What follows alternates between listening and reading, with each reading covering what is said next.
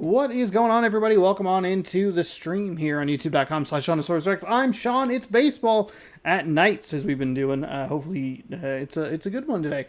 Happy birthday to my dad in 2011. So there you go. Yeah.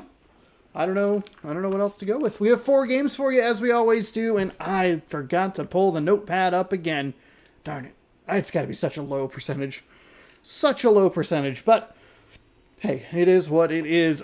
We have, like I said, 4 games for you today, as we always do. These are a little more hand-picked, as we're kind of getting a little deeper into the season. There are some teams that have kind of run themselves out of contention. We might still see them from time to time, but I did go in and kind of make notes on some of the games for today. So we have the Mets taking on the Braves. They are they're teams that are separated by a game and a half. Probably should have highlighted this a little bit differently. We have the Cubs and the Reds, which are teams that are separated by 1 game. I think it's if the Cubs win, they would both be 15 and 14, something like that. Cardinals and Pirates, there they are on my list. They are fighting for the NL Central lead, which I think is, did I write that correctly? Then we have the Diamondbacks and the Dodgers, which are a couple of teams that are separated by a game and a half. They're fighting for the wild card. A lot of the teams are going to be fighting for the wild card, especially in the National League, specifically because of the Phillies and the Rockies. The Central is the only division that has a lot of movement potential, whereas those other 2 divisions are kind of not foregone conclusions, but they're going to need a lot of outside help. The one problem with this is that there are not a ton of interdivision games left, so that's where things run into a bit of an issue. But hey, it is what it is. We're having fun. We're enjoying. So if I do that, then it looks correct. Gosh darn it! You changed it on the back end, but you made the player too small or too large. Is there a way to reset? Copy what? Anyway, we're jumping into our first game. It's Braves and Mets. Aaron Cook taking on Chris Medlin. Neither pitcher looking particularly good. Although it would suck having that ERA with that record. 14-14, taking on 16-13. So there's that game and a half. If the Mets can pick up a couple of wins. We saw a team like the Giants kind of take a big stumble against Cleveland in the last set of games. Would have been the weekend set of the 3 games, I believe. So, I don't know.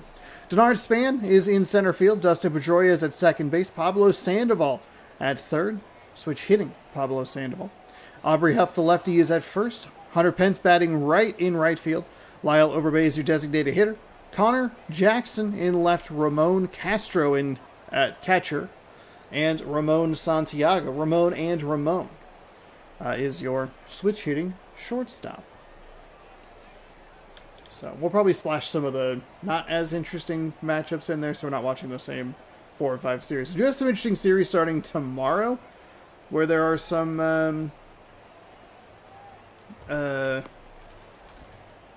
more competitive matchups. Aaron Cook, 1-4 with a 6.94 ERA. That disappeared so fast. So fast.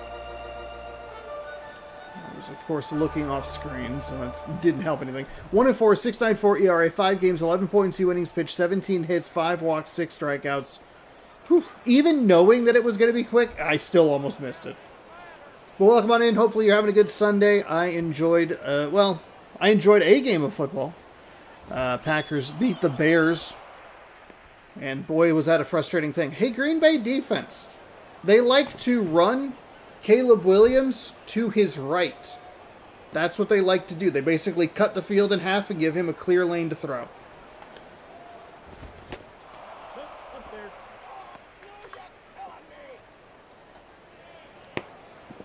And we also watched the Bengals and Bills game today, which was... They were both frustrating for kind of the same reason. The defenses would over-pursue a mobile quarterback.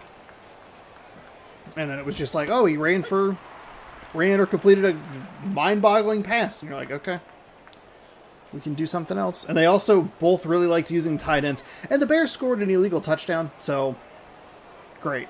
Anyway, it's 2-1 here. That's your updated sports report. as that is lined out to left field, or fly out to left, or center field. Goodness gracious. Got to get back into the thick of things. I missed a stream last Thursday, I want to say it was. I will make that up for you on Wednesday, so you'll get baseball Sunday, Monday, Tuesday, Wednesday, Thursday, and Friday. And then we'll be back on schedule. And this regular season should end, I believe it's February 26th. I mapped it all out. Like a hyper-focused person who just needed to write it all down. That is in for a strike. And apparently when I wrote some of my notes, I missed the date. Miswrote the date. The All-Star game is on Christmas, so that's fun.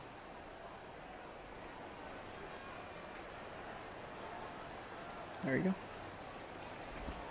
That is hit well, but foul.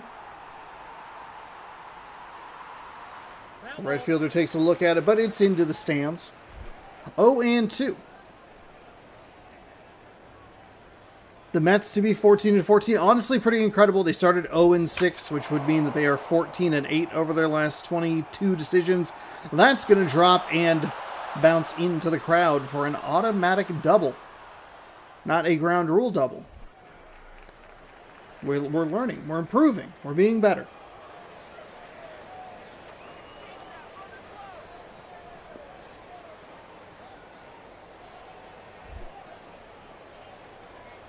So a runner on second, one gone.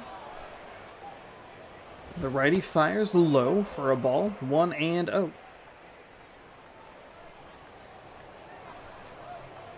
This NL East is very weird because of how good the Phillies have been. You kind of forget about some of the other teams. The only other noteworthy team is that the Mets were so bad. But, like, we've seen a lot of Marlins games. I don't know that we've covered the Braves a ton. And then you'd have the Nationals, who are not performing particularly well, kind of just overall. But they all are, like, sliding under the radar with how they're doing because of the Mets storyline and the Phillies storyline.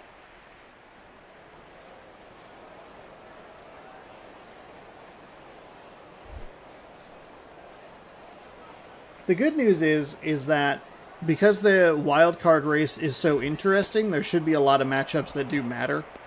I think the month of May is largely inter-league, and then it kind of goes, or intra-league? It's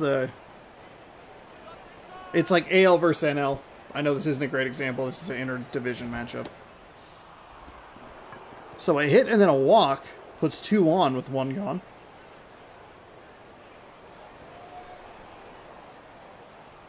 So let's see what he can do. I forgot how small the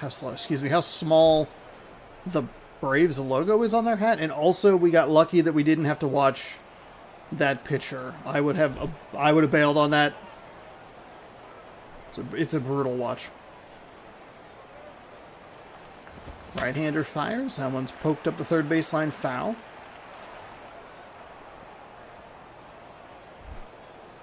So hopefully there will be some fun wild card team matchups coming up. That one's outside.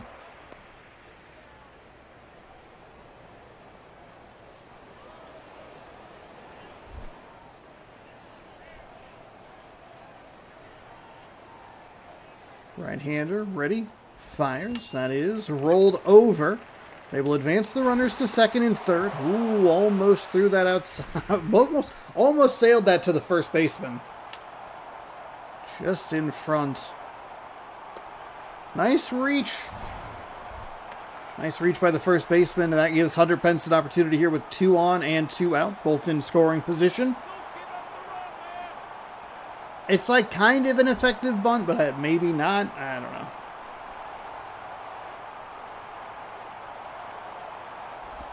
Pence takes that low for a ball, 1-0.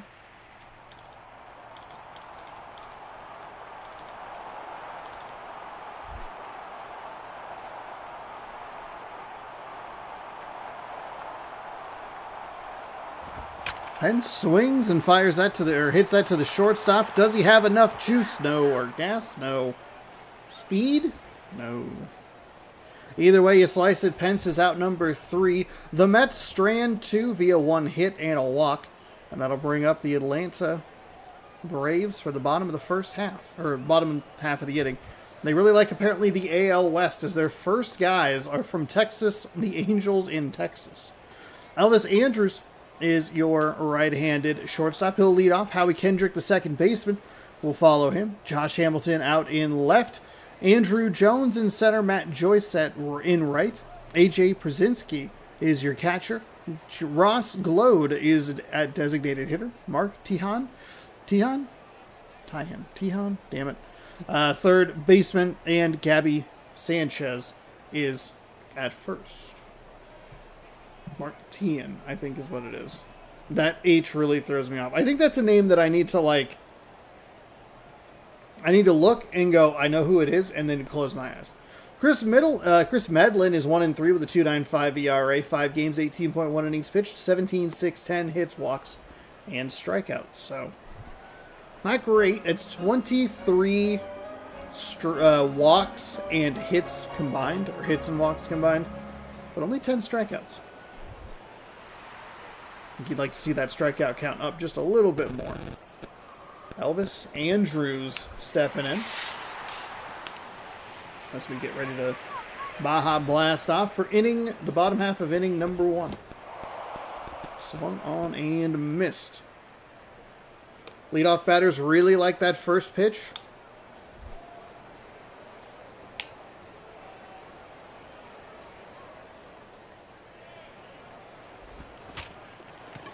Doesn't get a lot on it. Kind of a weak hit. Underhand toss from the first baseman to the pitcher covering. 2 pitches and 1 gone. So an aggressive start here by Atlanta.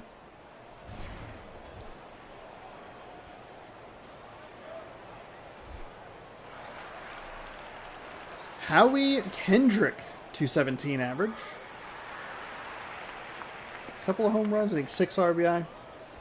What it was saying. He'll take a look at what the righty has on offer, and it is well outside. That one in the dirt as well. Just, hey, if that's the time that you're going to get a ball passed or a wild pitch, either way, it's with nobody on is the way you want to do it. That one in the glove, but high. 2-0. Interesting to see the polar opposites. First batter for Atlanta, swinging at everything, and then 2 pretty good takes from the second batter. That one's just outside for ball 3. That makes it 3-0.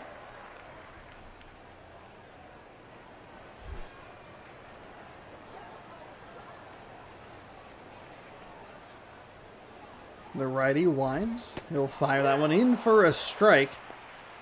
He went similar location, but was able to get that one on the plate that time. Makes it 3-1, and this is where the batters usually get a little aggressive.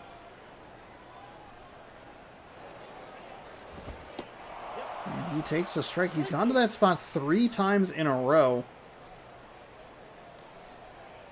See if he wants to go inside and jam him on this full count pitch. And the batter has to take it a swing. That time he does. The payoff pitch rolls into right field. Right fielder comes up with it. It's Hunter Pence. He's going to throw into second and late. So good aggressive base running. I like that from the Braves batter.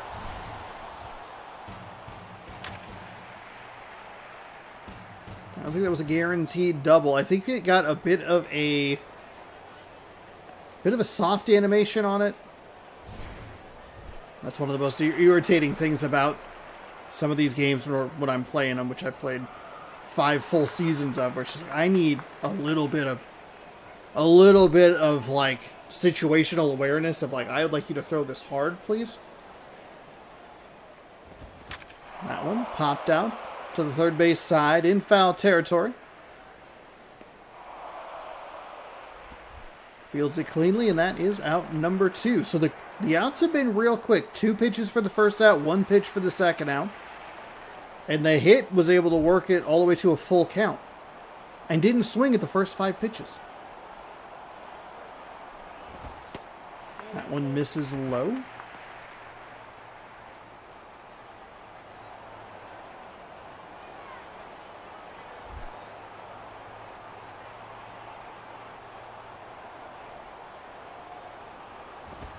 That one's fouled away.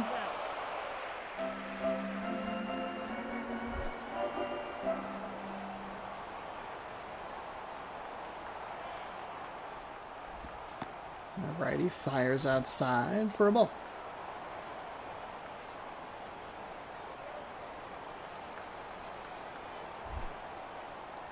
Two and one, two gone with a runner on second. Ooh, that's a nice pitch. Found a spot or a count that the batter was likely to be aggressive. Looked like that was going to be low for ball three, but instead gets the foul ball for strike two, excuse me. And that would have walked him. Obviously, the pitch sequence is going to be different with 3 balls, but okay, last time the Braves had a full count, they were able to register a hit. Here's the payoff pitch. Ooh, he put contact on it. He swung at 2 pitches that were balls. I've definitely been in that position. That's not a judgmental thing. I don't have any room to talk on that, okay? Overbay, Jackson, and Castro coming up for the Mets. Both teams with 1 hit and both strand runners in scoring position. Nothing as we head top 2.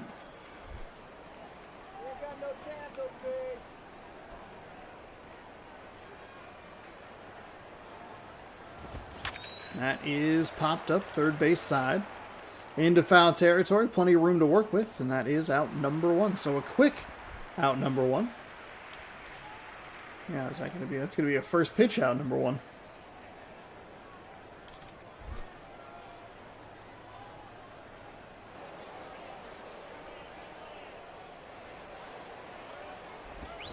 That is popped out to right field. That is out number 2. 2 pitches, 2 swings, 2 outs.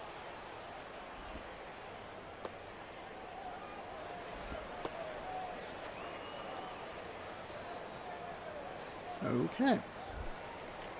Let's see if Ramon Castro can do anything to slow this down a little bit, even if it's just an auto take.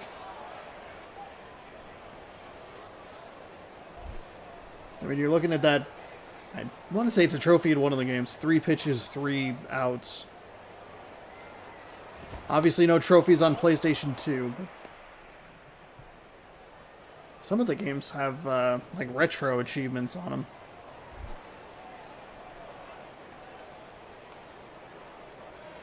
Which is interesting. Probably just to me, though. That is outside.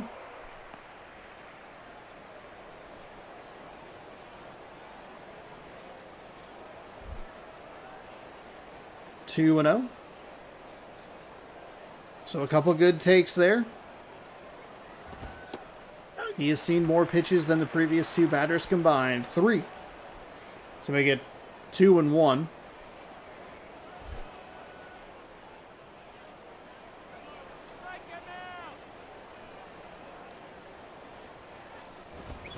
And that'll be lined into left field. Going to get all the way to the wall. Makes a big turn at first as the left fielder is up with it and throws it in. It'll be a sliding double. And a closer play than you might anticipate. So a 2-out double keeps things alive for these New York Mets.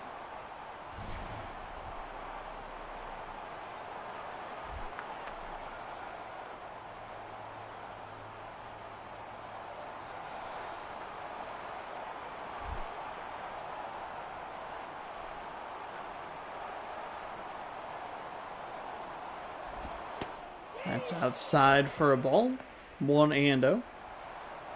He's now fallen behind the last 2 batters. Neither pitch particularly good.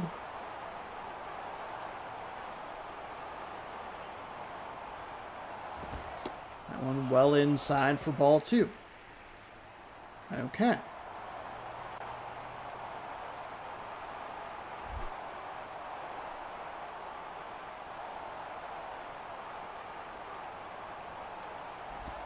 And that misses low for ball 3, so 3-0. Strike zone typically gets a little bit wider. I always feel bad saying that because then they throw a strike and you're like, oh, was that really a strike? Probably was. Righty winds and fires. That one right on the edge.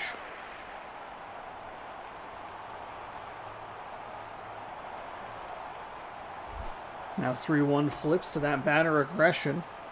Opportunity to drive in a run here. 2-out damage. That will be out to... Oh, just missed by the diving center fielder.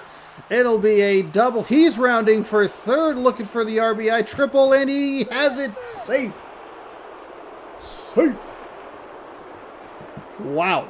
Terrific job. Denard Span coming up. He's 0 for 1. So 1-0 Mets here. 2 out damage and still a runner in scoring position, just 90 feet away. And a good job to lay off. That's 3 straight batters he's thrown a ball to that they have not swung at.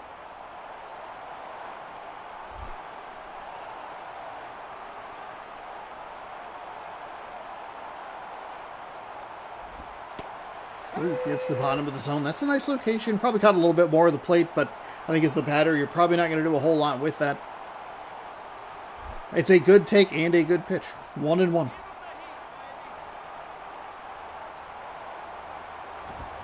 That is sliced out to left. The left fielder comes in and makes the grab, but the Mets score 1. They pick up a couple of hits. It'll be Joyce, Przinsky, and Glode stepping up. Glode looks so happy. Look at how happy. Yeah, I'm here. I'm playing baseball. He probably doesn't sound like that. Oh, I'm playing baseball, guys. Matt Joyce stepping in.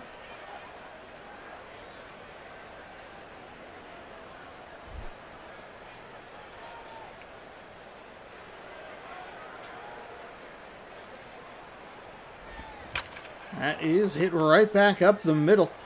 Will be a single into center field as the center fielder fires it in. There's the positive side of the first pitch swing by the leadoff batter. They're able to get on base immediately. A.J. Przinsky. Not a good looking average. Has a home run. Knocked in a few runs here and there, but he'd like that average up a little bit.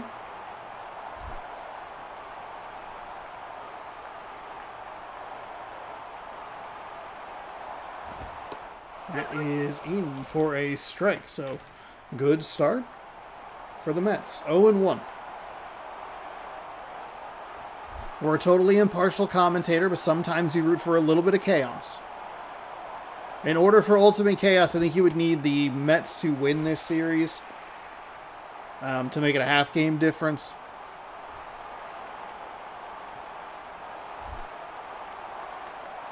Probably something I should do is go in and circle some series and see what they might be interesting. I was kind of hoping that nice diving stop. He'll go to second for the force. The turn to first is not in time, but still a nice stop and a good job to at least get 1 out. Ross Glode.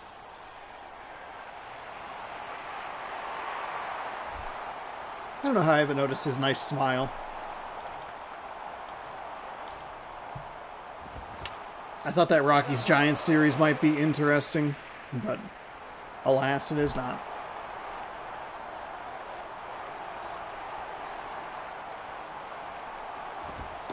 That is a ball.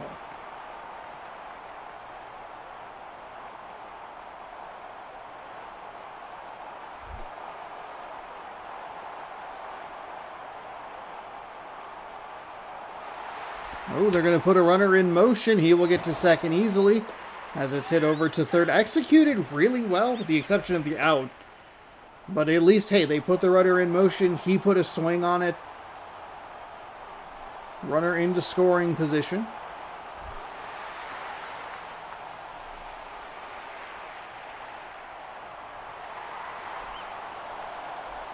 Tricky to hear the name pronunciation.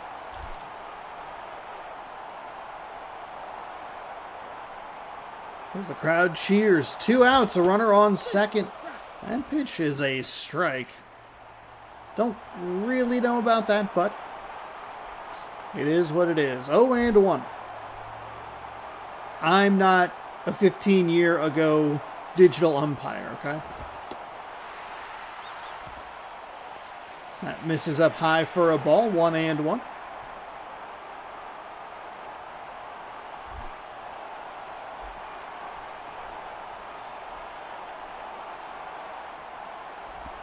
That one in the dirt. Catcher does a nice job blocking to not allow the runner to advance another 90 feet. They'll go out to talk to the pitcher. Say, hey, quit throwing bad pitches. Sir, please.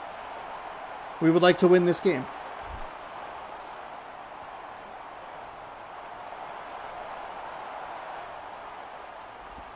That is rolled to the second baseman, who scoops it cleanly. He'll fire over to first for the out. That will retire the side.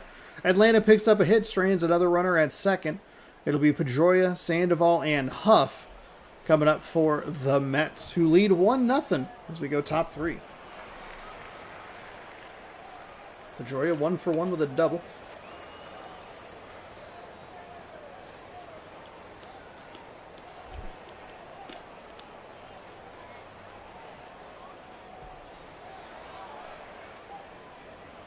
The righty. Oh my goodness.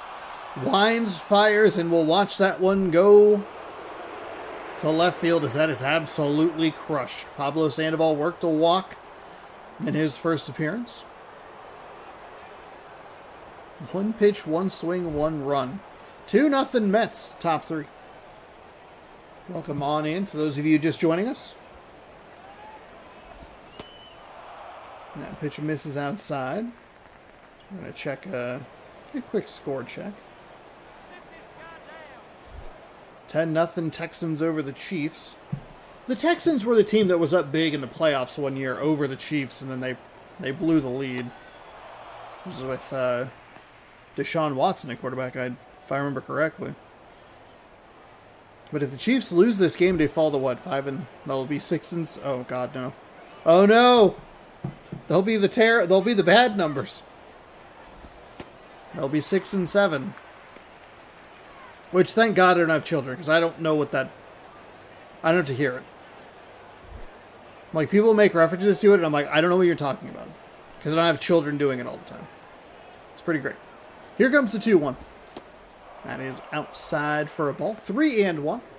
So gave up the leadoff homer, and now falls behind a guy he's already walked. 3-1. Pablo Sandoval at the plate, for those of you curious. The righty winds. Ooh, fires. Probably good that he did not get a piece of it. That brings the count full.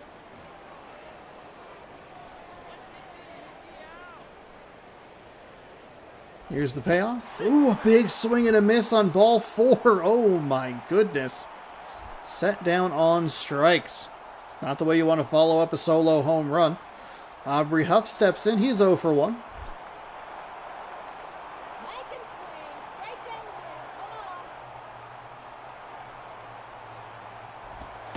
Huff takes a strike.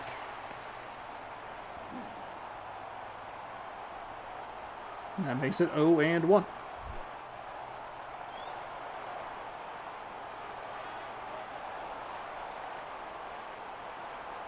Righty winds and fires. That one gets to the backstop, but doesn't matter as there is no one on base.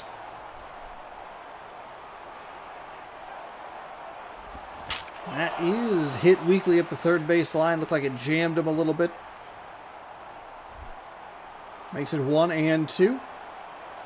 One gone and a run across already here in the third. As that is rolled to the third baseman. He'll fire over to first just in time for out number 2. Emphatic out. Or emphatic punch out at first.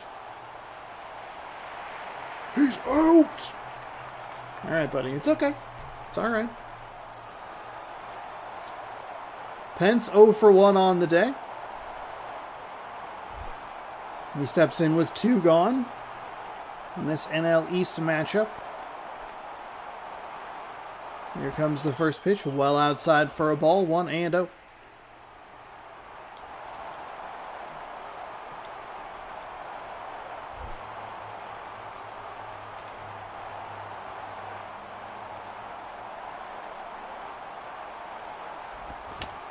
Pence fouls that one away. 1-1.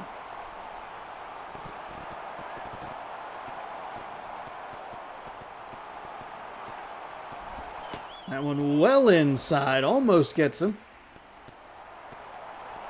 Backs Pence off the plate. That makes it 2-1.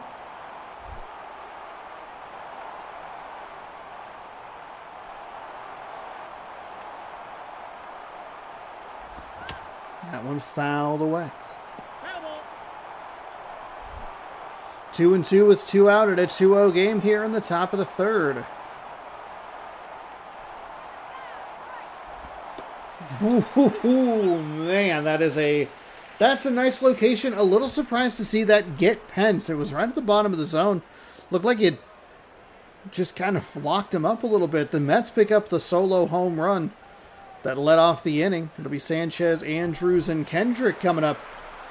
Last chance for the Braves in the bottom of the third. And Sanchez, not maybe the guy you want starting with a sub 150 average. 139, I believe, was the number. Come on. Yeah, 139. Ooh, gets a strike on the outside corner. That makes it 0-1. I mean, it's a nice location by the Braves pitcher. Cook, I believe is his last name. He's been working that bottom part of the zone, and he's been able to get it consistently. That one's missed all the way to the backstop. To go there with 2 strikes, worst case scenario, it's a full count. Best case scenario, you lock him up, and it's a strikeout. Yep. That one just on the inside corner. 1-2.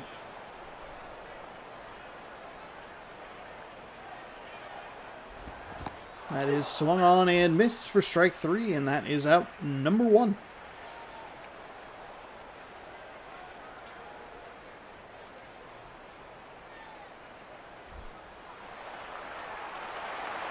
Here is Elvis Andrews, batting .283 on the season, 0 for 1 today.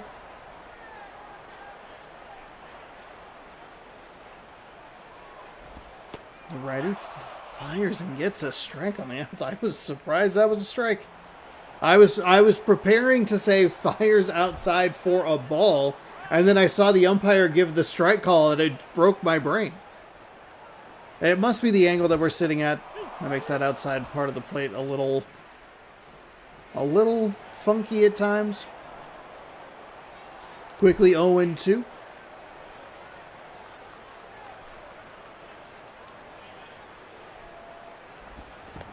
Ooh, thought about swinging, did not. No appeal down to first.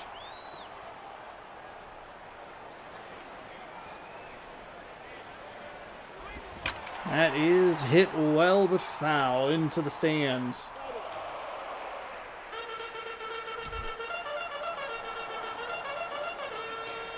Charge! Sometimes it's fun to be a fan. That's inside for a ball.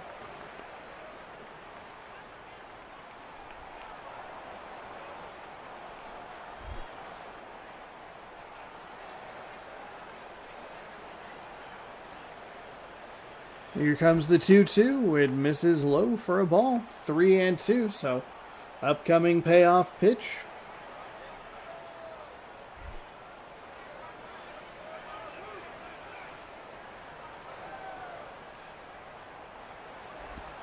That is rolled over. First base line fair. Just barely fair, and that is out number 2. That'll bring up Howie Kendrick, who's 1 for 1 with a double.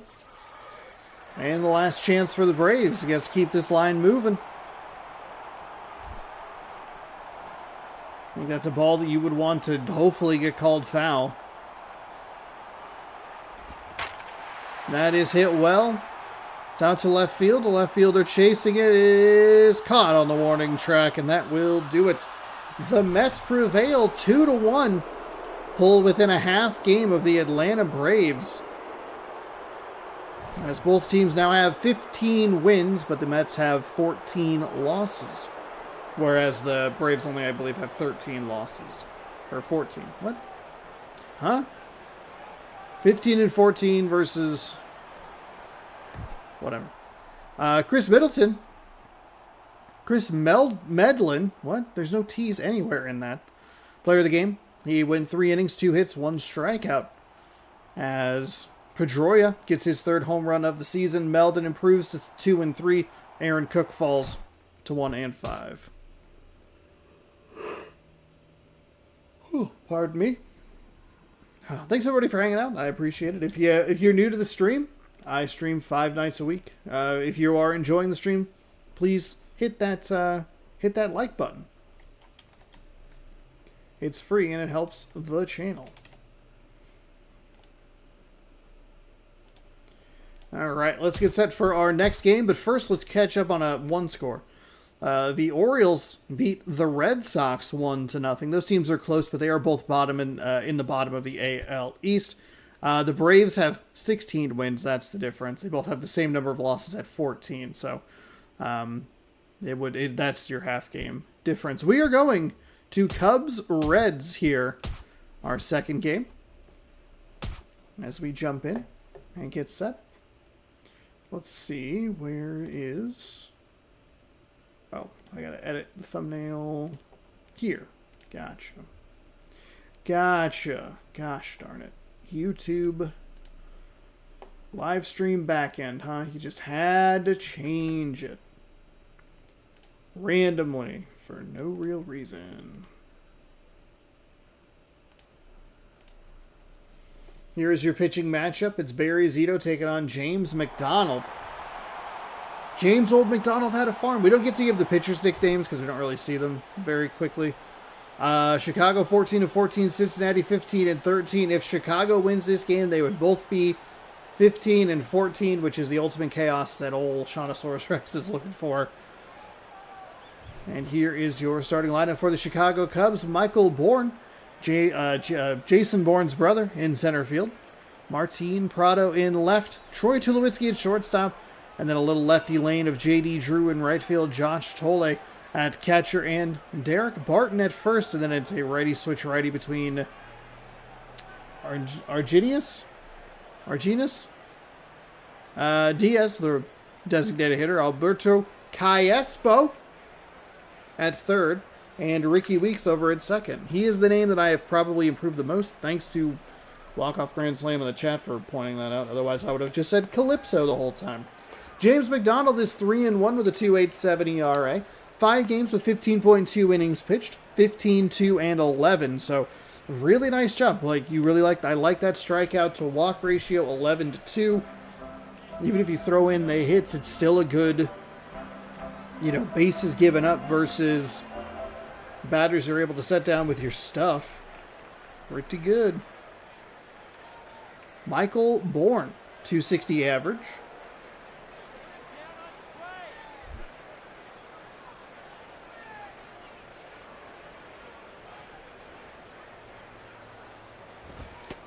That pitch misses low for a ball. 1-0.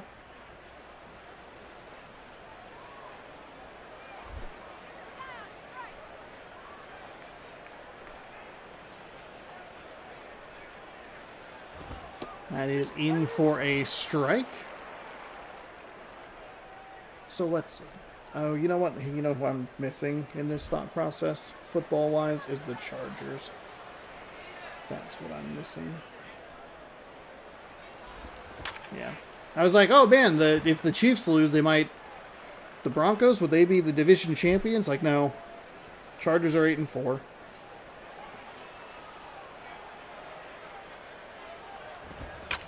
That is rolled over to the third baseman and fired across the diamond to first for out number 1.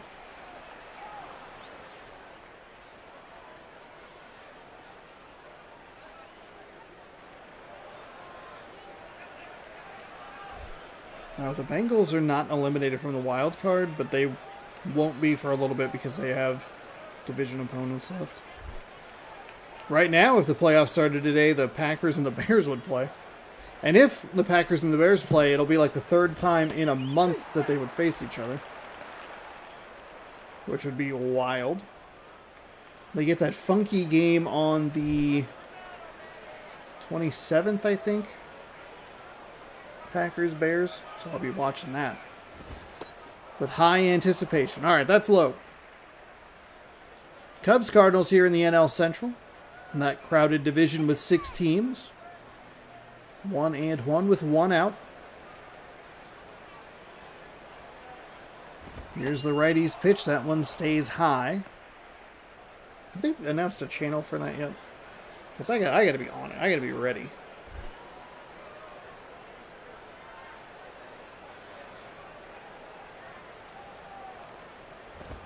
That one hit up the third baseline, foul. Ooh, 520 on Fox. Okay. 2-2, one gone. That one fouled away. Into the dugout, the empty dugout. It's a snack break for whatever team that is. Somebody posted a helpful photo about which team's dugout is where. Oh my goodness. He drove it into the ground, but absolutely missed a hanger of a pitch. Boy, oh boy.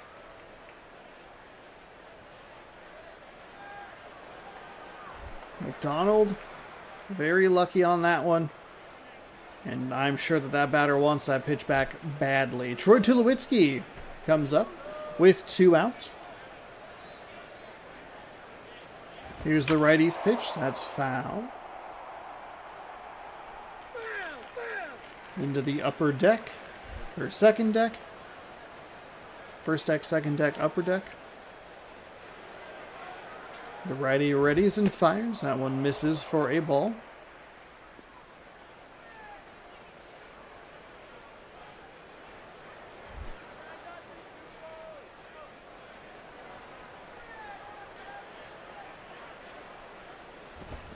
Swung on and missed.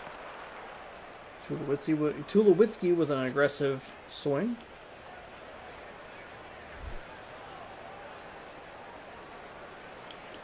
Makes it 1-2. Couple out.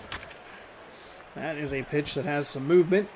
He's liking that curveball changeup. He's liking an off-speed big looper with 2 strikes. The Cubs just haven't been able to put good swings on it. Second one that he threw was much better than the first, obviously. That misses the zone. It's now 2-2.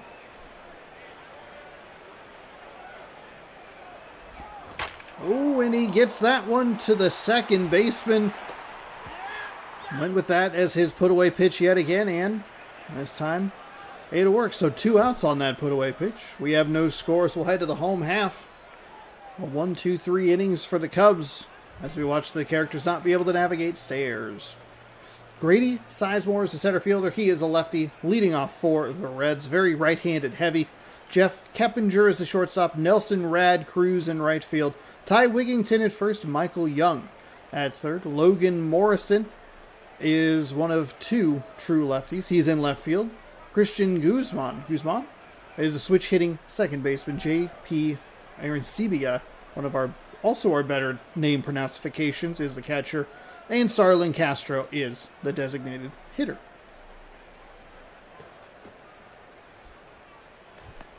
Barry Zito's 2-2 with a 4.91 ERA, 5 games, 14.2 innings pitched, 22 hits, 4 walks, 12 strikeouts.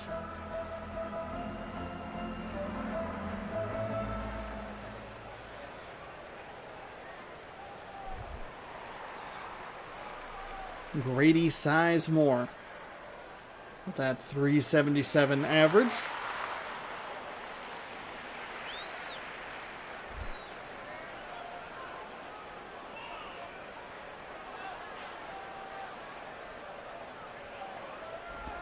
That's outside for a ball.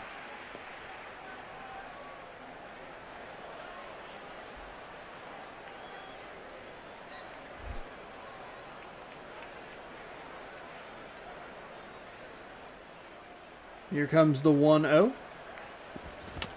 That one's fouled away.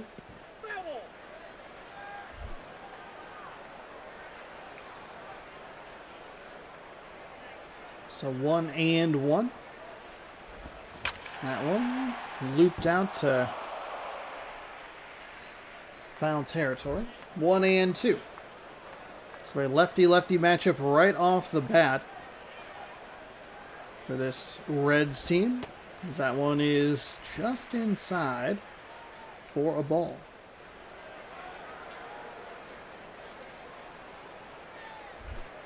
Two and two.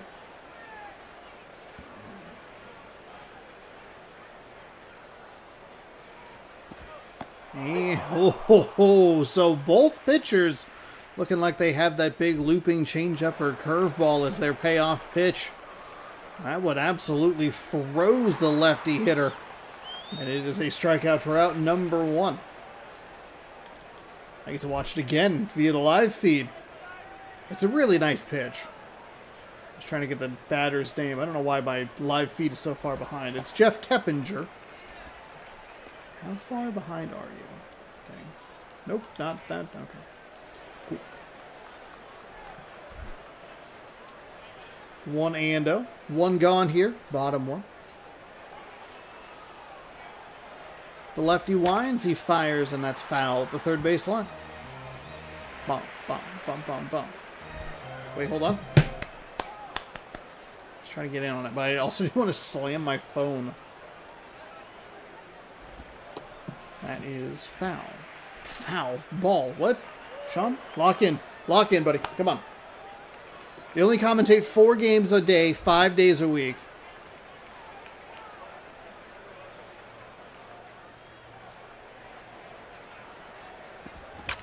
Oh, we went back to it, but it gets put into left field for a single. Did not fool the batter that time. And the best hit that we've seen on one of those off-speed pitches. The Cubs offense has driven a bunch of them into the ground. First one got the Reds, but the second one is a single into left. That'll bring in Nelson Cruz, another right-handed hitter. Largely right-handed Cincinnati lineup. Lefty sets, fires. Big swing from Cruz and misses 0-1.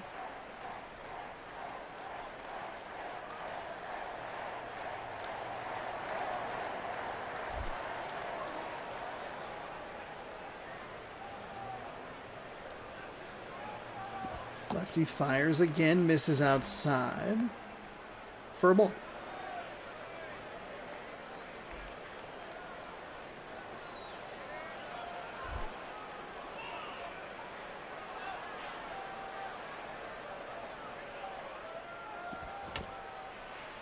Looked like he tried another one of those looping off-speed pitches. Cruz fouls it away.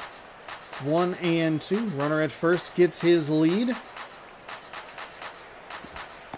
And Cruz takes inside for a ball. 2-2 now.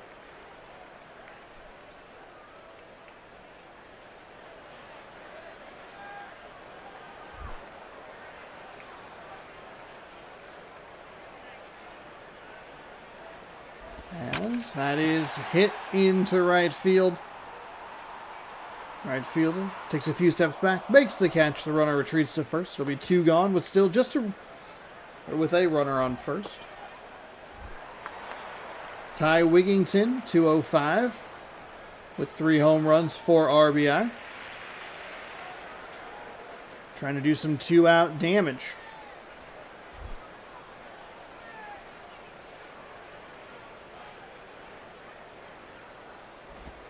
That is in for a strike.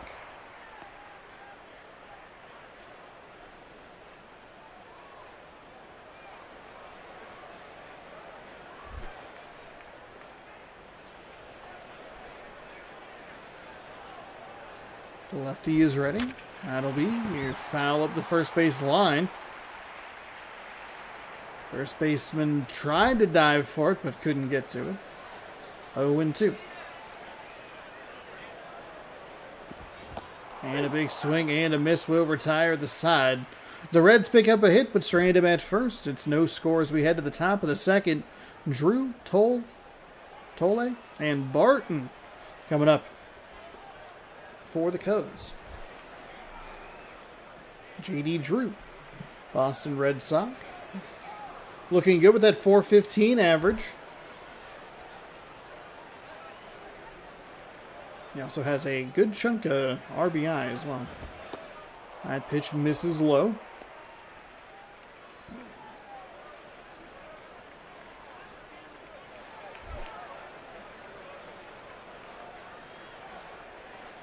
Oof, the Rams put up 45 on the Cardinals. That is foul at the first base line.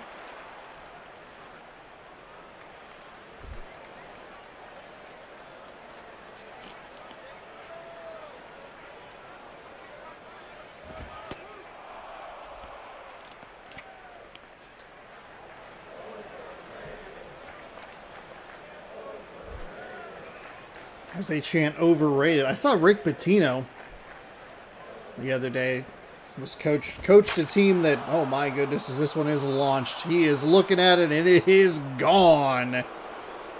Nothing special there for us to look at as it is launched into center field. Cubs lead 1-0 on the leadoff home run here in the top of the second. I talked about the solid average. That one home run and RBI and push that number up just a little bit.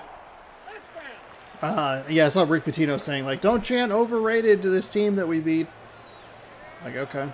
I don't know why you think you need to do that, but all right.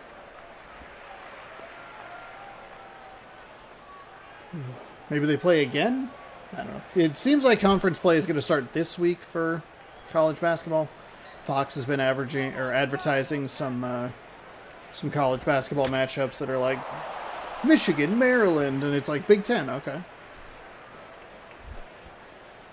And I forget the other one as well. So I can't remember if the UConn Huskies are in a division or in a conference or not. Big swing and a miss. So a leadoff home run followed by a strikeout as the Oklahoma City Thunder are up 30 points. Good God.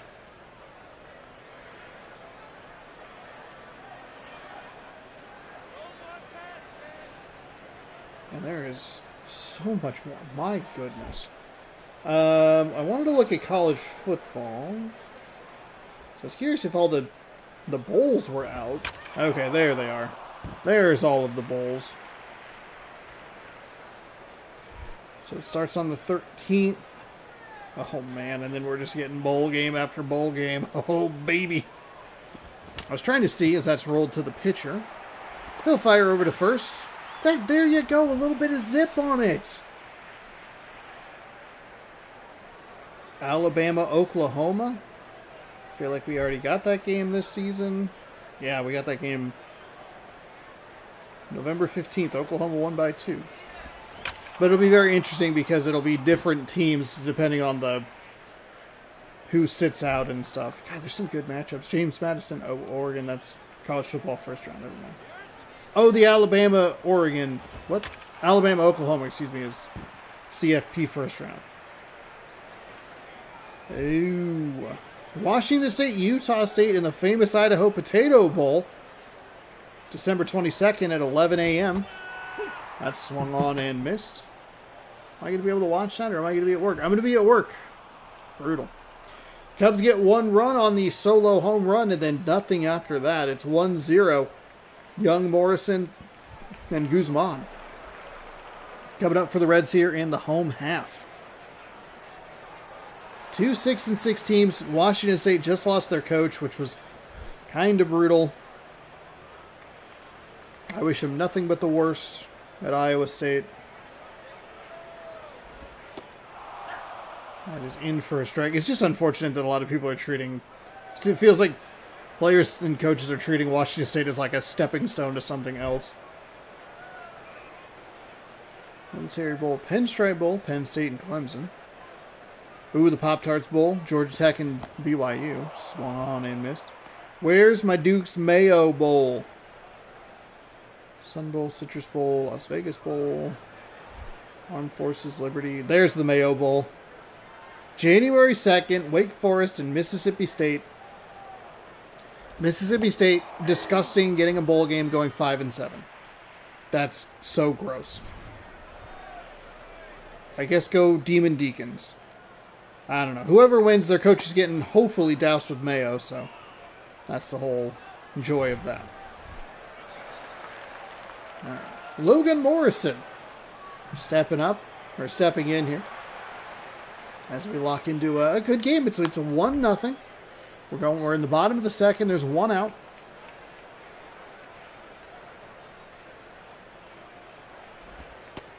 That is in at the bottom of the zone for a strike.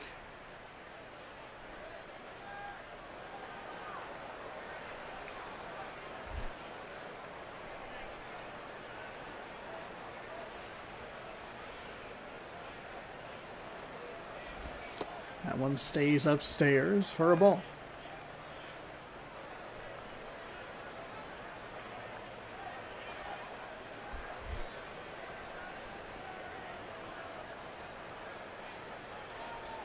The other lefty-lefty matchup here as Zito gets ready to fire that one in. It's foul. Looks like he jammed him pretty good.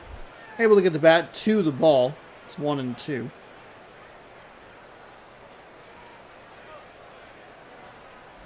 Here comes the pitch. It swung on and missed, so went inside, broke it outside.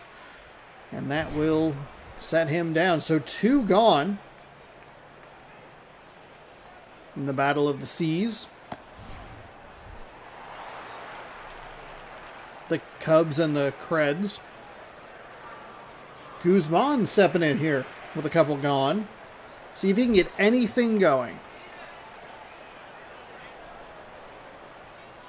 Feels like Cincinnati has a really good lineup for this lefty. It's only the 2 true lefties in their lineup. Everybody else is righty or switch hitting. But Zito's been able to get the best of them through the first inning and 2/3. Here's the lefty firing. Ooh, boy. I am betting Guzman wants that pitch back. Seen plenty of those in my day where you're just like, man, if I can just recognize that a little bit better out of the hand.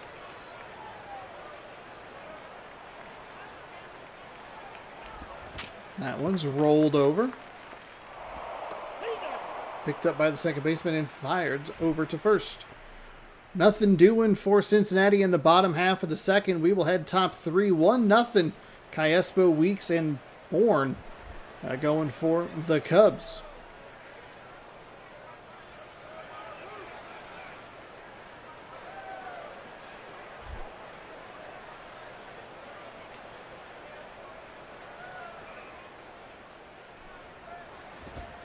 That is inside for a ball.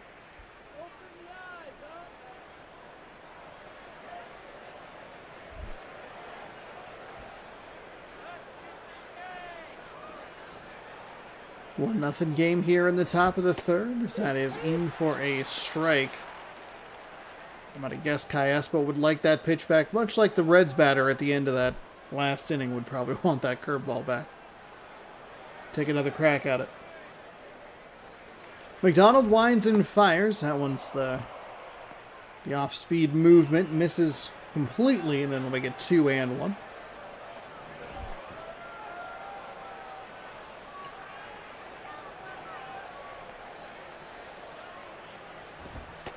That one kind of high and outside for a ball.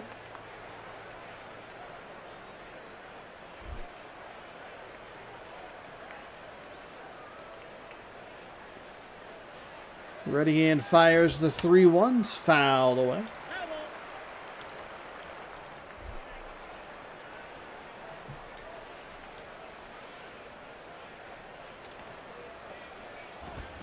That is hit well up the third baseline, but foul.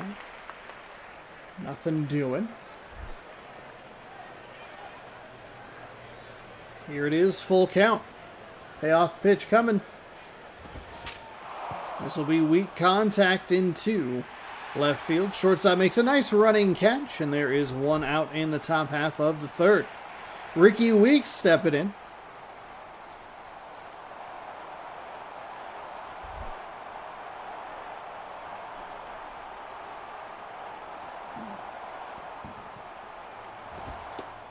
Weeks takes that one high for a ball, 1-0. What happened there? There's no way. What? That pitch misses. We're going to reload that.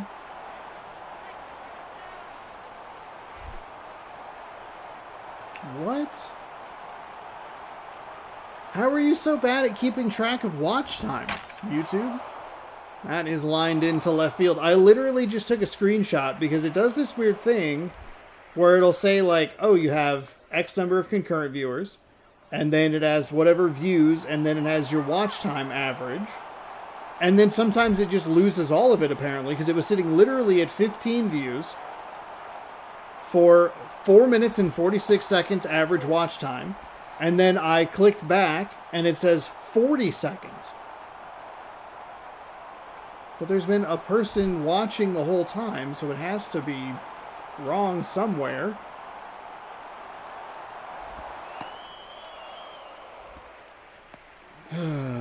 Whatever. Look, the important part is you're having fun. This is why it's so annoying when people are like, oh, it's all about numbers and your audience, blah, blah, blah. I'm not going to turn this into complaining about YouTube. Promise. That one's rolled over foul.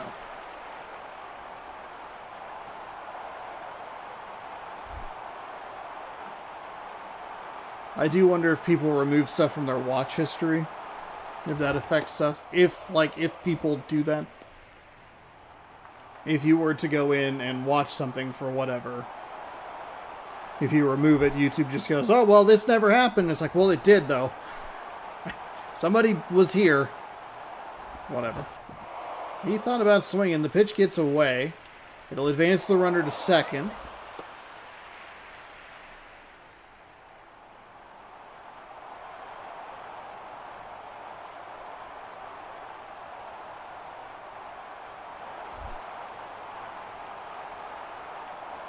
I guess it's just the annoyance of, like,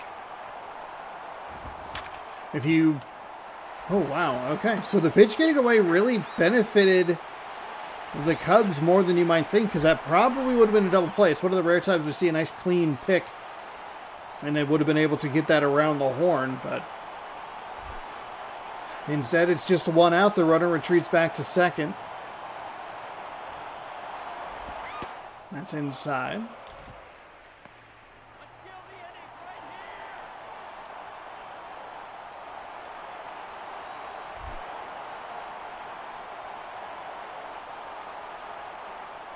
So 2 gone and a runner on second. That stays upstairs for a ball. Cubs would Cubs would love an insurance run here.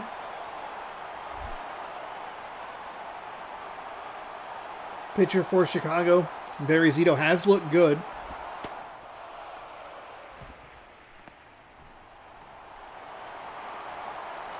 But sometimes with this game, you just never know.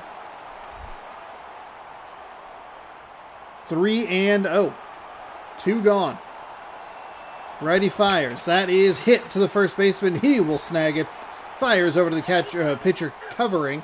And that will be an out. Surprisingly aggressive swing on 3-0, though. I think it's another one of those big curve pitches. It is. It didn't get to where the pitcher wanted it, I'm sure. Aaron Sebia. Aaron Sebia.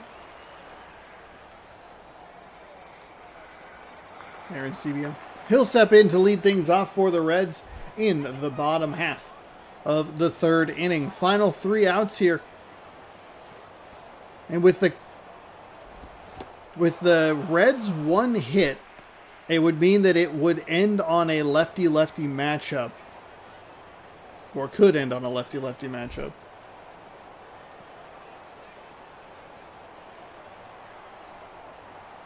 As the lefty winds. Fires. Oh, it's off his glove. We might take a look at the replay. The right fielder seemed a little like, I'll just get there eventually. Skip to my loo.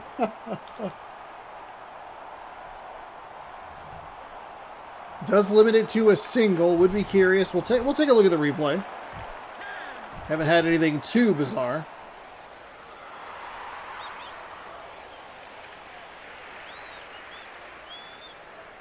Oh. He kind of just missed it. Okay. That's the most normal play that we've seen. There have been times where it has just straight gone through the glove. But that one's off the edge of the glove. Hello, Grand Slam. Good to see you. Happy Sunday. Okay, so tying run at first. Winning run at the plate. That is rolled over. Shortstop picks it up and fires underhand. Needed to get it overhand. Is it safe? You need a little bit more. You can't underhand toss it. Get aggressive. Throw the ball. He was there ready and waiting for it. I can't believe how bad the double play is. Grady Sizemore stepping in. Same situation, just with one out. Tying run at first, winning run at the plate. And it'll be that lefty-lefty matchup I talked about.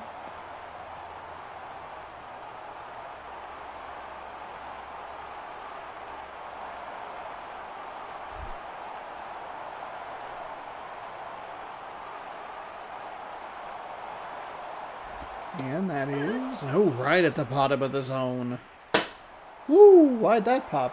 What popped over there? Oh, for some reason, Big Mother Truckers fell over. Very tired, might pass out. Well, I hope you get some rest. If you do indeed pass out. I hope you get some rest. I hope you get some rest in general. I don't know why I put an asterisk on that. My bad. That is outside for a ball. You have a few games on the shelf back there. For some reason, I put Big Mother Truckers by some of the driver games, and it fell over for no reason. I literally was sitting here as still as I could have sat. He's going to check over the runner on first. 0 successful pickoff attempts, still 3 ejections.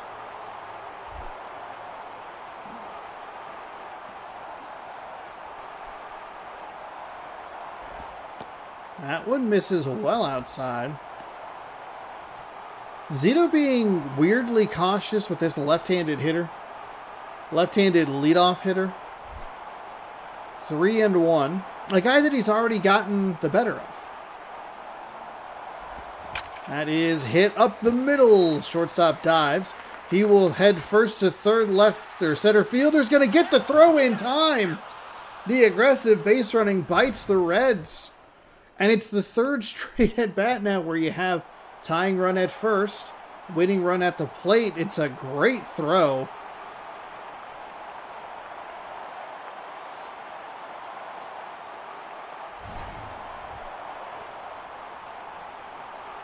Wow. So 2 gone here when it should be 1 out, runners on first and second. I can understand the aggression. You haven't had a lot of opportunities all night. It's only, I believe, the 3rd hit. Just going to check over to the runner on first. Safe.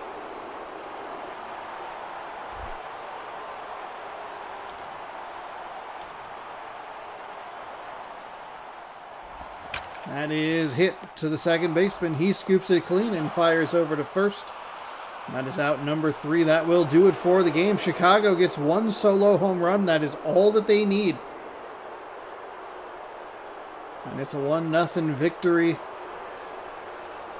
I believe this puts both teams at 15 and 14, if I remember correctly.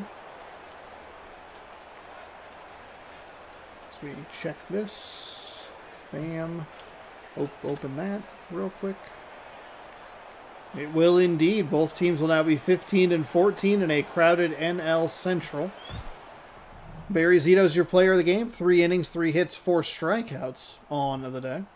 He improves to 3-2. James McDonald falls to 3-2. And Drew has his 3rd home run of the season. That'll do it from Cincinnati. We will head over to somewhere fun.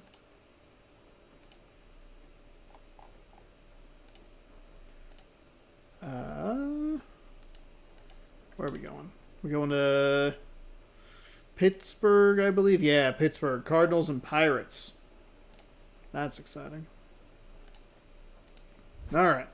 We'll catch you up on some scores. I think it's just a 1 score. Nationals over the Marlins, 1-0. And we have the exact next game. Cardinals and Pirates. This is an NL Central battle as well. Didn't really realize. Well, they're the most. It's the most interesting division. Cardinals and Pirates are fighting for an NL Central lead. Something in my gut says that I have written that down incorrectly, but we're just gonna trust it. Again, if you're enjoying the stream, give it a thumbs up. If you're new, be sure to subscribe. Ring that bell if you'd like more. I'll be back tomorrow through Friday, 6 p.m. Pacific time, and then we'll be all caught up. It's Sunday, Monday, Tuesday, Thursday, and Friday are the 5 nights that I stream on the channel. St. Louis is 12-16. Yeah, that couldn't have possibly been right. The Pittsburgh Pirates are 15-12. Did I misread something? What the heck am I talking? What am I doing? Okay, well, this game might not have been as exciting as I thought it was going to be. Either way, Dominic Brown's your leadoff batter for the Cardinals.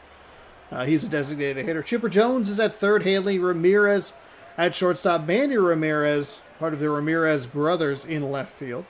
Tyler Colvin in right. Aaron Hill at second. Alex Rios in center. David Ross behind the dish. And Troy Glaus is at first. I don't think we've seen any sort of, like, trades or anything. Like, none of the names have, like, stuck out of, like, I think we've seen them on other teams. So that might really not be a factor in this game.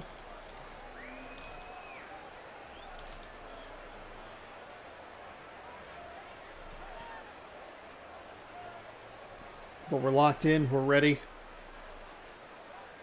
for the pitching stats. It's John Lackey, 3-1 with a 2.76 ERA. 5 games he's pitched 16.1 innings, 24-8 hits, walks, and strikeouts, and averaging over 3 innings a start. So, God, if only the stamina worked. If only the woodpecker's sighs, whose bark is a tree, was as something as the skies. Well, the wolf waits below, crying and lonely. He cries to the moon, if only, if only. Some of it's there. What is the? Hold on, we can look it up. What's the holes? If only. Song by Fiction Plain. If only poem. Let's see. If only. I can go to the wiki fandom. If only the woodpecker sighs, the bark on the tree was as soft as the sky, as a wolf waits below, so hungry and lonely, he cries to the moon, if only. Why is it in Latvian? If only the moon speaks no reply, reflecting the sun and all that's gone by. Be strong, my weary wolf, turn around boldly, fly high, my baby bird, my angel, my only. Okay, the only part that we need to know about is the first part. If he cries to the moon, if only. Anywho, there's an out in this game.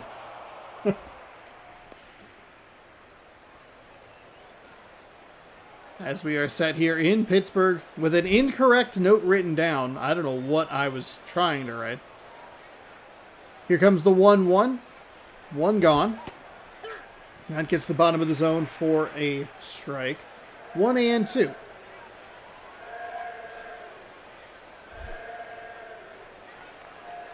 So we will save this as May 3 stats .1, and then we can take this, because it is an interesting, like, little conundrum that the thing has here, where it's like, it's annoying. All right, that is hit into left field. Left fielder moves over and makes the grab.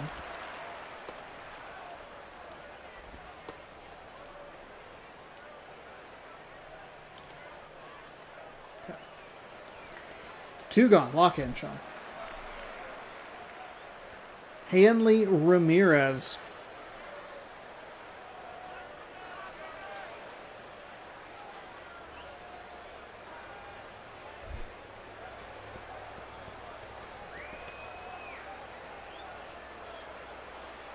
Righty winds and fires. That's inside. Ball 1.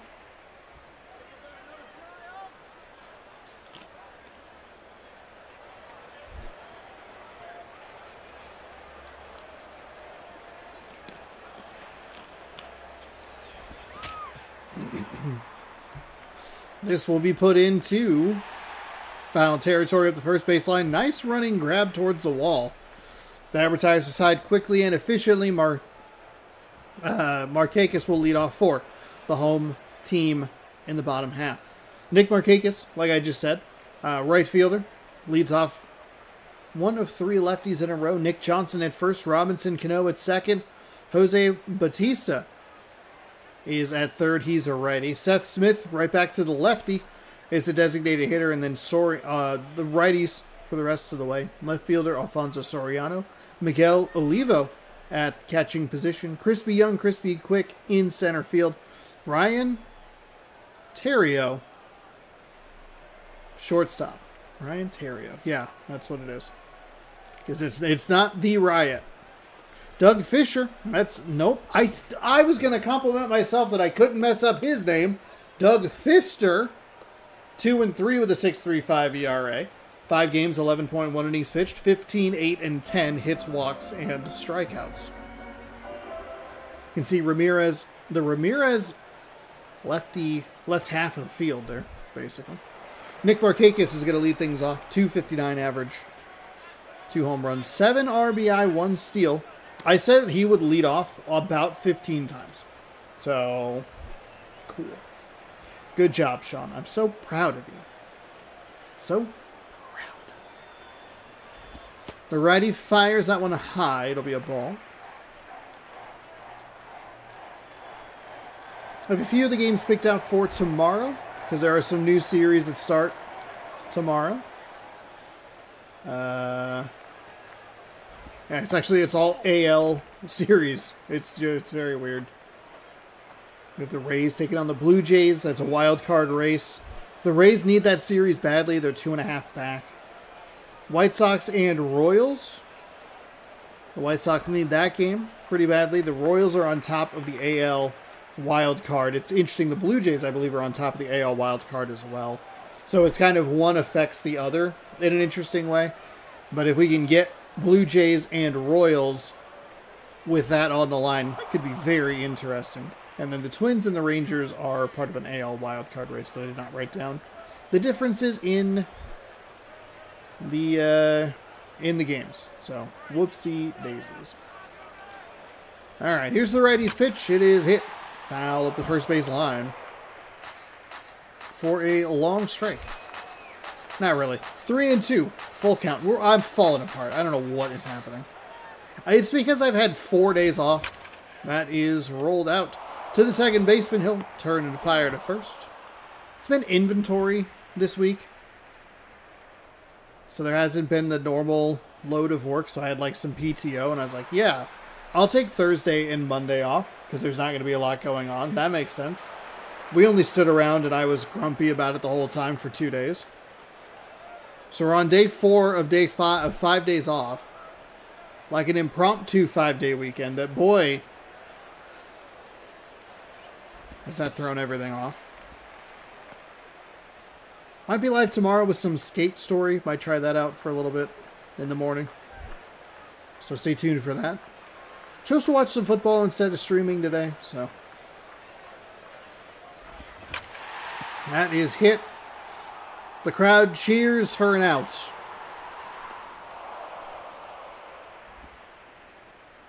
Thought they were getting something exciting. No. Robinson Cano. 391.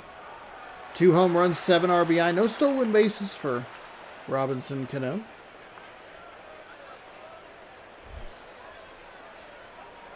It's a tough top of the lineup for a right-handed pitcher to deal with.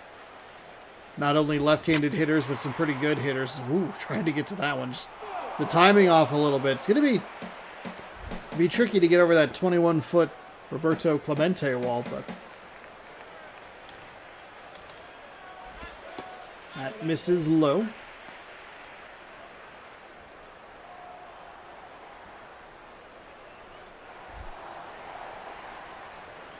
One and one.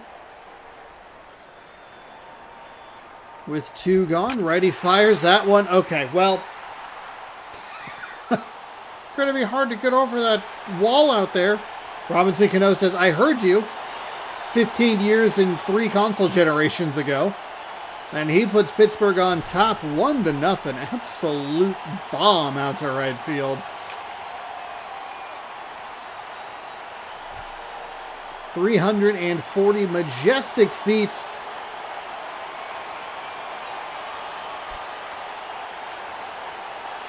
third row. And that is some 2-out damage. Jose Bautista. I always pronounce the U too much in there. Bautista was a cover guy, wasn't he? I have the games behind me. Judge is on 18, Harper's on 19, Griffey's on 17. Is he on 16? MLB The Show. Is that Josh Donaldson? I don't need to say. It's Josh Donaldson. That's what throws me off.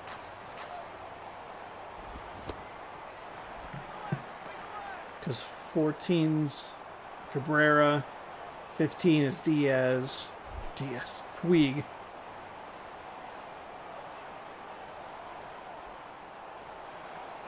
$10 and 11 are Mauer. That is a nice hit up the third baseline. He will hold to a single, and it's a 2-out solo home run and a 2-out single as the Pirates keep this bottom of the first inning alive.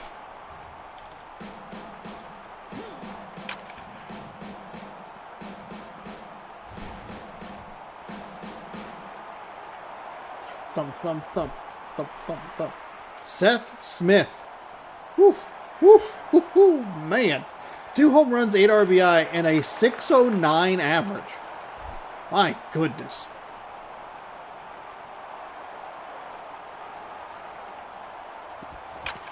Oh, I shouldn't have pointed it out.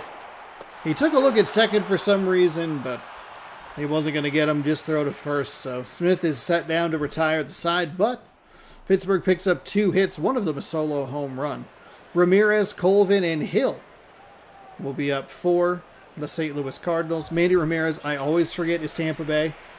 Because I hear Manny Ramirez, and I'm like, oh, the Boston Red Sox? No, the Tampa Bay Devil Ray. My apologies.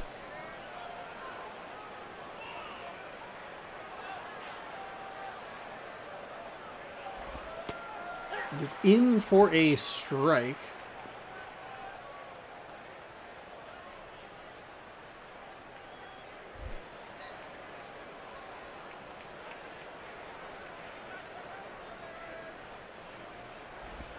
That is in for a strike as well. So quickly 0-2 for Ramirez.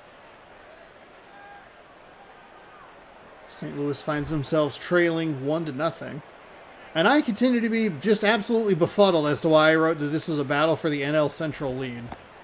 Swing and a miss. Oh, wow. They have that sound effect all the way back in 2011. It probably is the exact same sound effect that's in the game now. Tyler Colvin's batting .306, couple of home runs.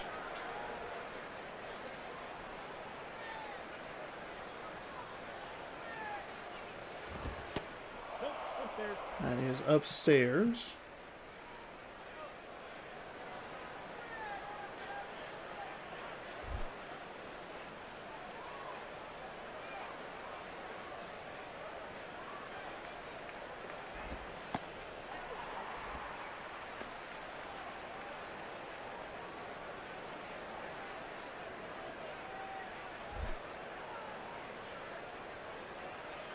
Okay.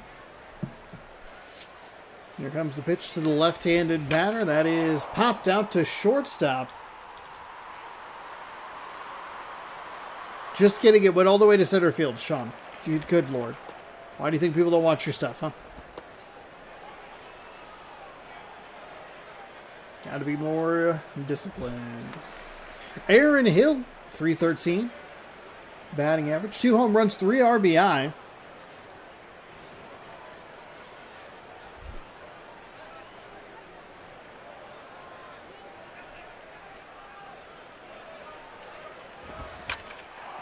That is a nice little bloop shot into left field to get a hit for the Cardinals. That'll put a runner on first.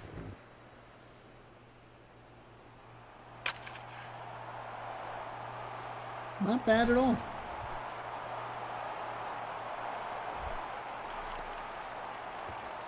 Alex Rios .410 average.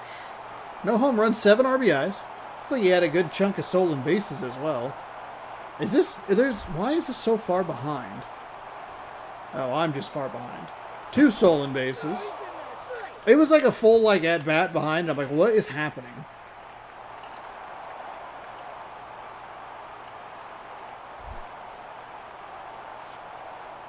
So he checked on the runner at first. Back in safely. That is a strike at the letters. 0-1. There is 1 out, or 2 out here in the top of the second. Excuse me. Runner on first in a 1-run game. Boy, the white text on yellow, huh? Really helpful. That is a horrible way to finish this inning. That will retire the side. Just stayed up high. Good ride through the zone. Got him under it. Pumped it straight up to the third baseman. It's a well-executed pitch and a good job to get out of it. Pittsburgh leads 1-0. Soriano, Olivo, and some other guy will be up. Looking for an insurance run. The Cubs did not need an insurance run. Actually, I believe both games have been a shutout. So Soriano steps in. He will take a hack at that. Send it out to right field. Send it bouncing out to right field, maybe is the way to phrase that. It looked like his timing was better, but with where it went, you would assume that he's late on it. Miguel Olivo, the catcher for the Mariners at the time. I don't know if I talked about it. I didn't stream last night. I think that's maybe what happened. They traded Harry Ford, which I'm not surprised by. People seemed upset as that's going to be picked by the second baseman. He will fire over to second. The turn to first is not in time. Safe. I kind of thought that they would trade Harry Ford because there wasn't anywhere for him to go. I forgot that they released Mitch Garver. Now it doesn't make a lot of sense. I was like, yeah, surely they'll just whatever. I don't know why people are so upset. Yeah, Mitch Garver's not there.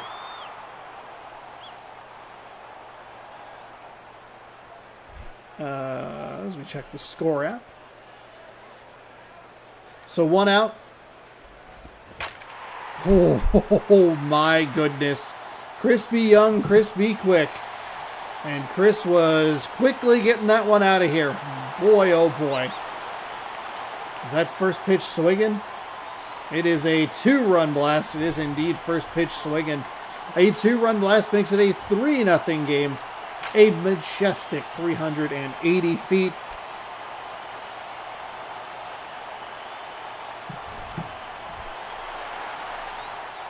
Ryan Theriot steps in. Wow. So the Pirates 3 runs on 2 homers. And both of them have been no-doubters. 1 away. Let's see what Theriot can do here.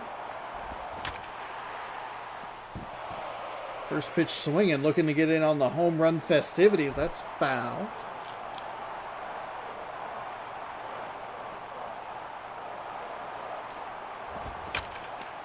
That one's rolled over. Second baseman makes a sliding stop. Fires over to first in time. And you get the 1 out at a time beating you in a different way. It was still going to be a home run. But it would have been a 2-out solo shot rather than a 1-out 2-run blast.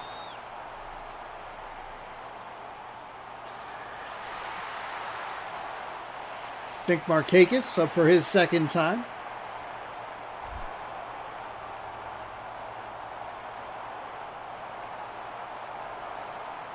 The righty winds and fires. Oh, man. Some loud cracks to the bat for the Pittsburgh Pirates. They have a 10-7 game in Kansas City. That is rolled over to third base. Fires across the diamond, and that is an out. That retires the side. But Pittsburgh picks up 2 on 2 hits. Ross, Glaus, and Brown coming up. Last chance for St. Louis with 1 hit so far in this game.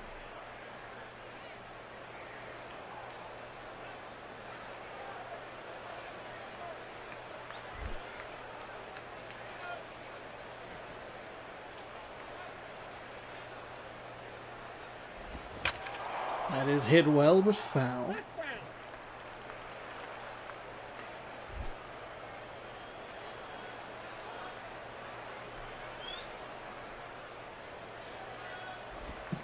That is outside.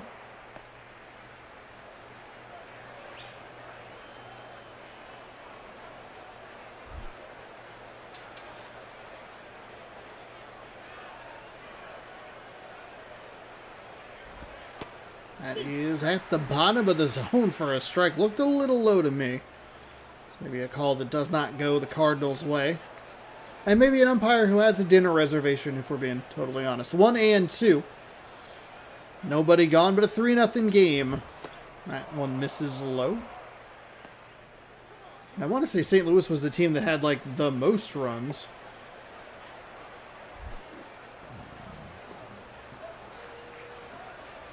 Yeah, they definitely had 13 in a game against Cincinnati earlier this season. That is a broken back foul ball.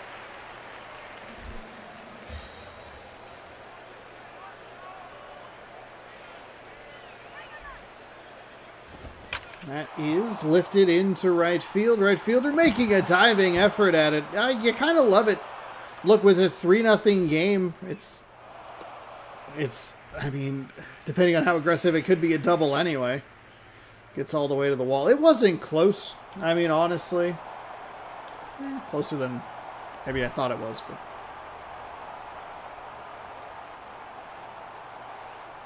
starts to get just a little bit tighter as that is swung on and missed. I don't think that's where he wanted that pitch. That was not well located.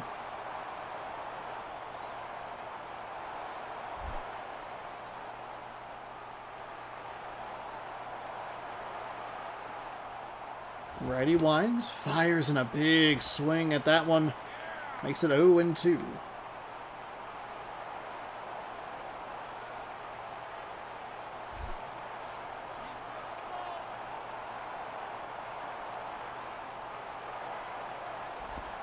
And that is a called strike 3 on the outside. Batter doesn't agree. Looked like a good pitch from our angle. Dominic Brown will step up. Runner on second, one gone. Can't be the hero here, just got to keep the line moving. That's a big swing and a miss. Just kind of pulled the string a little bit. Some good downward movement.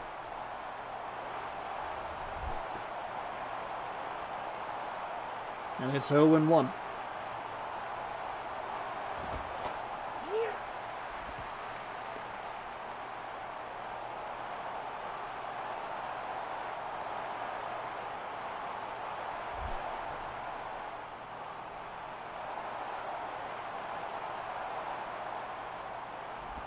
Righty fires. That one's going to be rolled over. Second baseman scoops it and fires. So it's out number 2. Runner advances to third on the play, though it doesn't really change a whole lot. Chipper Jones is 0 for 1. He ruined one of my games in the mini-season. I did not enjoy that, Mr. Jones.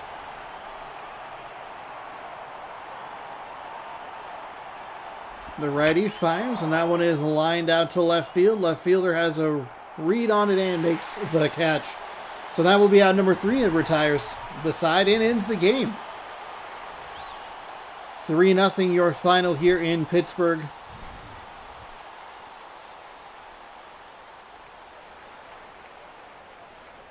As the Pirates take game 1 from the Cardinals. High fives all around. I might take a quick peek at the National League Central standings since I'm just so confused. John Lackey is your player of the game. 3 innings, 2 hits, 2 strikeouts on the day.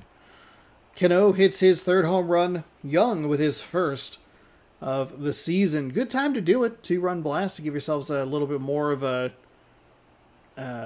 little bit more breathing room, and kind of came in handy because then that runner at 3rd isn't quite as big of a threat. John Lackey improves to 4-1. Doug Fister falls to 2-4. If you're new into the stream, welcome on in. You want to hit that like button if you're enjoying. Helps out the channel and is free. And it's always the best to do it while we're loading into some in and out of these games. We're going to check the NL Central standings real quick because I'm absolutely befuddled with myself. And then we will jump to our final game of the day, which is Dodgers and Diamondbacks. Dodgers and Diamondbacks, which note I have here is the teams are separated by a game and a half. And it is a wild card fight. So around league standings, National League Central, Pirates, a tied atop with the Astros. Reds, Cubs. God, I don't know why I wrote that. Is it even a fight in a wild card spot? Not really. They're 4.5 back. Pirates and the Astros are tied. Okay, don't know what happened there. Bad note. I gotta change that. The Brewers and the Astros. No. Where is it? Team separated. Nah. I'll just write a question mark. I don't know. It's new. Okay. View today's games. Have the Astros played? Did they play today? Brewers Astros right there. Here, let's save just in case. We've done 3.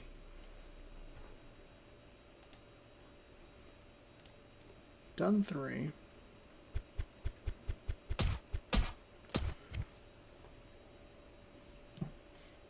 Check that NFL score while this is rolling. Rolling on into Savetown. 10-10. Under a minute to go. Now when the Chiefs have the ball back, so great. Much like the dynasty of the Patriots, you can never count them out, and they will win in the most annoying and boring ways you can imagine. They just don't make mistakes, and it's like they don't win. The other team just loses. It's annoying. All right, let's view today's games. Let's scroll on down to our final game, Diamondbacks and Dodgers. As we get set. Team separated by a game and a half here. So, somebody will lead. Ideally, you would want the team that is trailing by a game and a half to win the series to make things interesting. But this one's going to be more for the wild card with how well the Rockies have been doing. And one of the teams that slides under the radar as well is Cleveland. They're pretty good in the the AL Central, excuse me. We'll welcome on into Los Angeles for our 4th and final game of the day. It is the Arizona Diamondbacks taking on the Los Angeles Dodgers. Both teams under 500, so this is really not that exciting of a matchup. Boy, my last 2 notes really screwed me over here. 12 and 16 taking on 14 and 15. I don't know. David DeJesus is going to lead off for the Diamondbacks. He's the right fielder.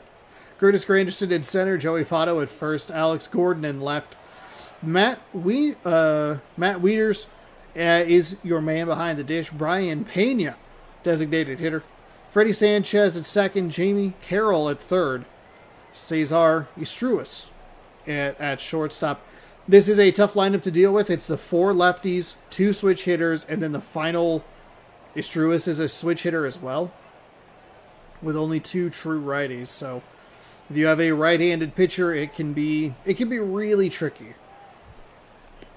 Anibal Sanchez is a right-handed pitcher. He's 3-2, 4.15 on the ERA, 5 games, 13 innings pitched, 13, 5, and 12 hits, walks, and strikeouts.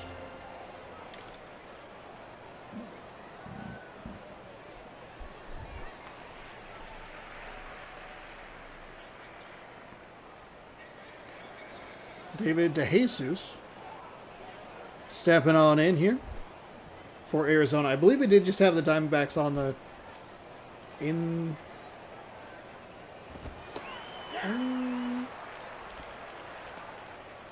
maybe we didn't. Oh, you know what? We did. We had them on the 30th. But it kind of rocked because they were wearing their throwback uniforms. And it was like, hell yeah. Now they're back to their kind of meh. And that pitch is outside.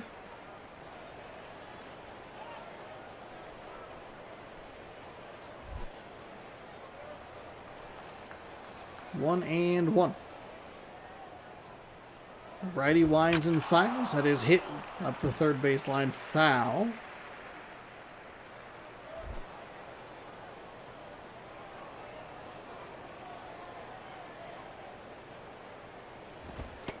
One's inside for a ball.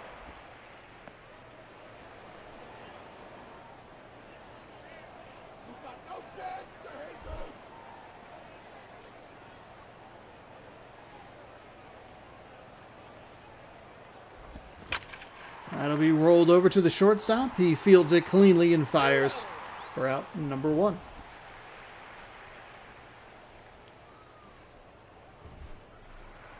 Curtis Granderson, batting .310 with a couple of home runs, 4 RBI, 3 stolen bases. Will be batter number 2 for the Arizona Diamondbacks. If you don't like the Dodgers in real life, this is a good opportunity to get on the bandwagon, as they are not performing particularly well. As Granderson swings through that one 0-1.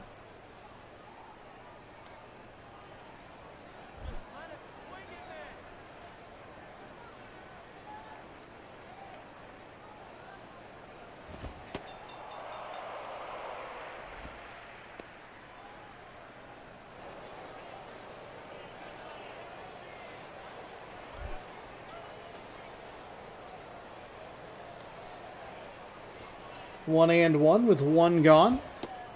That just misses inside.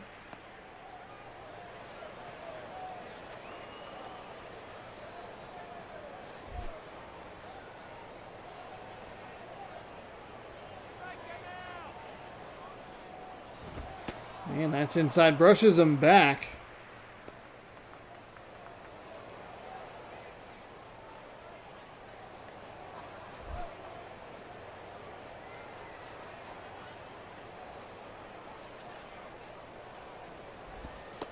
And Granderson will work a walk, so not bad by him at all.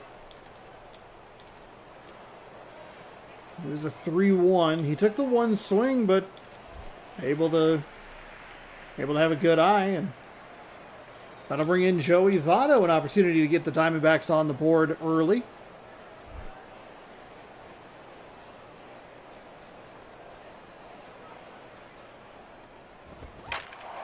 Ooh, and almost does with one swing. Drifts foul, but still pretty good contact. 0-1. The runner on first. That is low for a ball.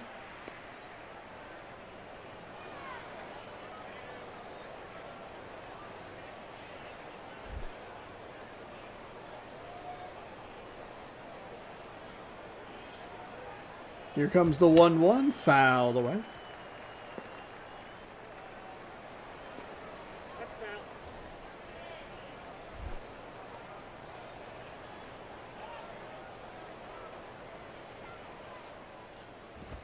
And that's rolled up the third base line, just foul.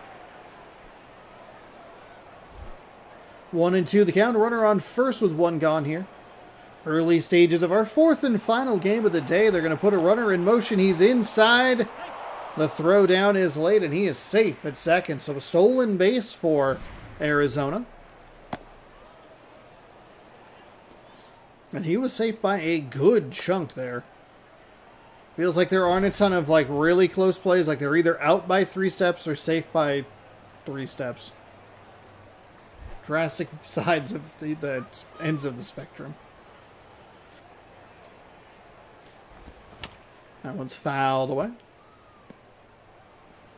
That's a foul ball.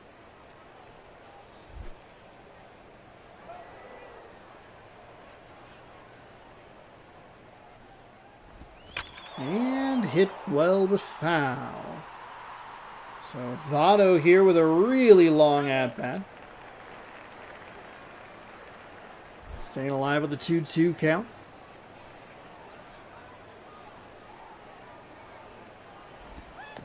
Oh, and a nice block by the catcher. Now that's where it gets a little bit interesting. If it goes straight back or probably up the first baseline, he tries to advance to third. But anytime the ball bounces to the third base side of the field, the runner tends to stay at second.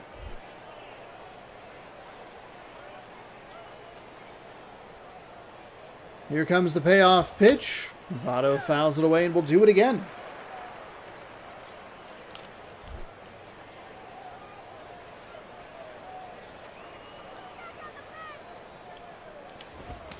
That is hit well, foul. Foul again.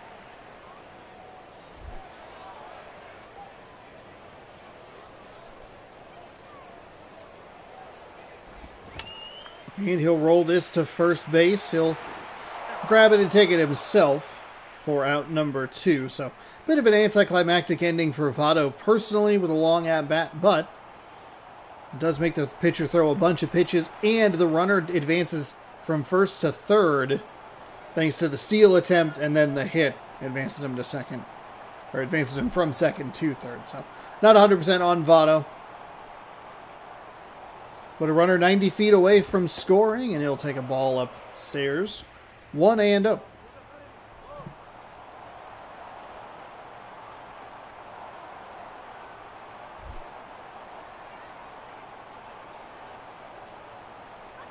Still a 10-10 struggle. Texans and Chiefs. Kansas City has that Dallas Texans historical jersey in those old Madden games.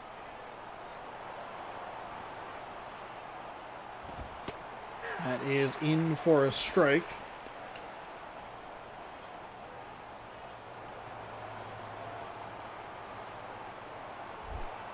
Mahomes throwing a couple interceptions.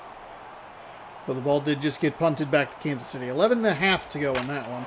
That is crushed out to right center field. It'll score a run, but off the high part of the wall, and he will stroll into second with a stand-up double.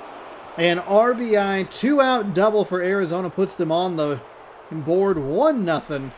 And somehow they're winning 7-0 over the Mets. Wild. Arizona playing in two completely different, and well, maybe they played early and then they flew across the country late. They had like a 9 a.m. start. 9 a.m. Eastern start.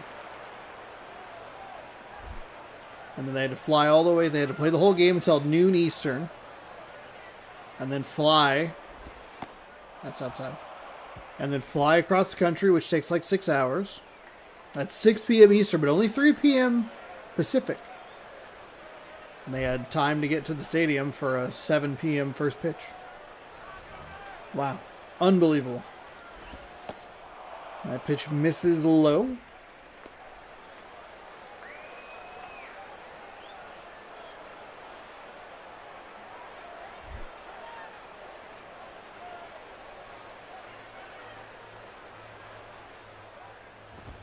That is hit well, foul. We've seen a couple of balls hit up that first base line pretty solidly. 2-2 with 2 out. Runner on second, already 1-0, and he will pop this into foul territory. Shortstop makes a diving attempt. I am surprised the third baseman did not try to go get that ball, unless he just did not have the speed to get there. That one is outside.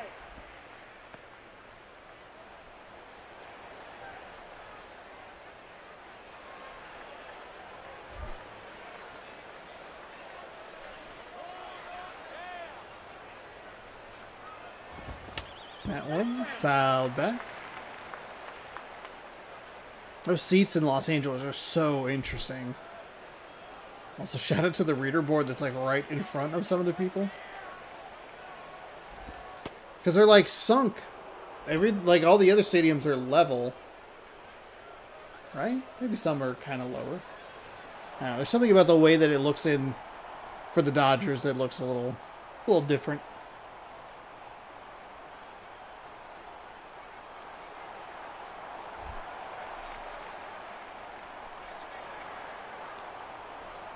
So Brian Pena steps in as he issues a walk, a 2-out walk.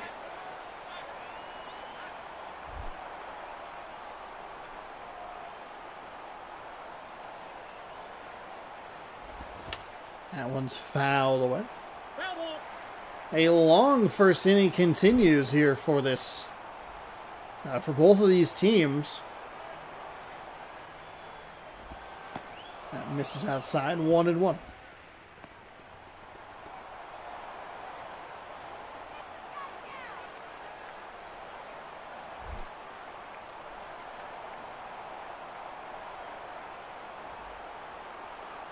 Ready, ready. Misses inside.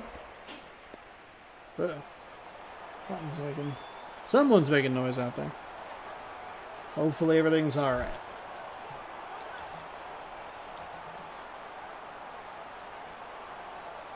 Here comes the 2-1. Gets the inside. So there are people just sitting directly behind that reader board. That's hilarious. Is that... Yep.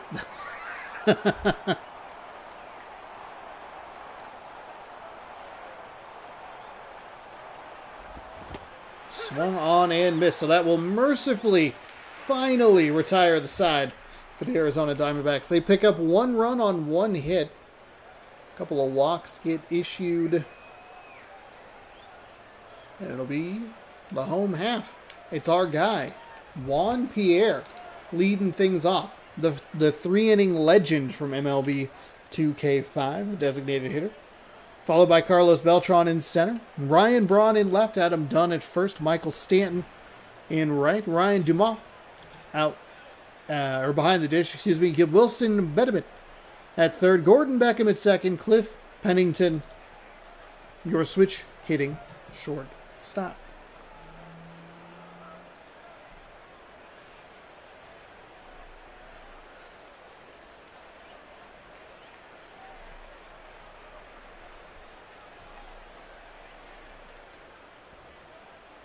Pitching today is Bud Norris. He's 1-3 with a 9.0 ERA. 5 games, 11 innings, 15-5 at 11 hits, walks, and strikeouts. Curtis Granderson out in center field. Cesar Istruis. Jamie Carroll.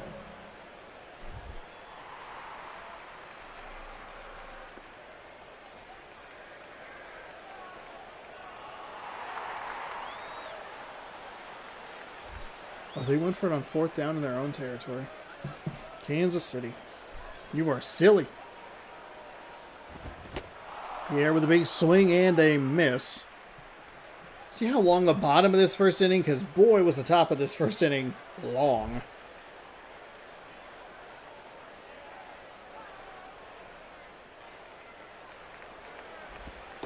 That's outside.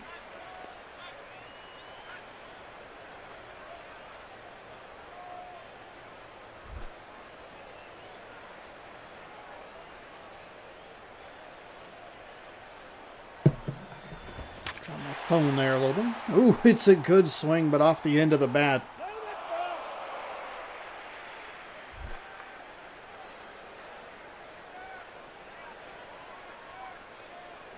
Oh, this feed is apparently very far behind. Big swing and a miss. And Pierre is set down on strikes.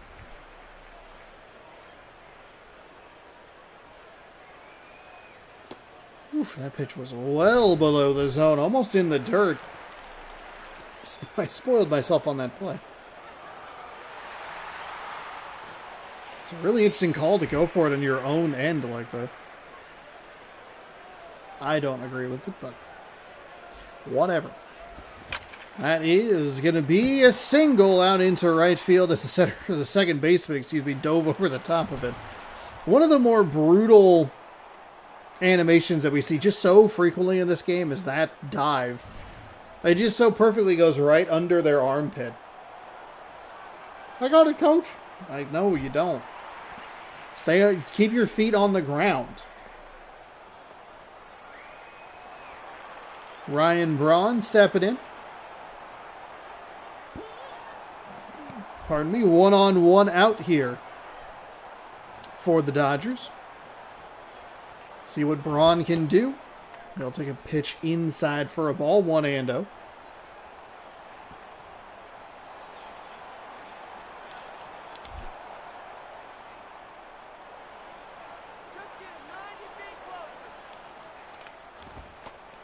Ooh, and just misses outside for ball 2.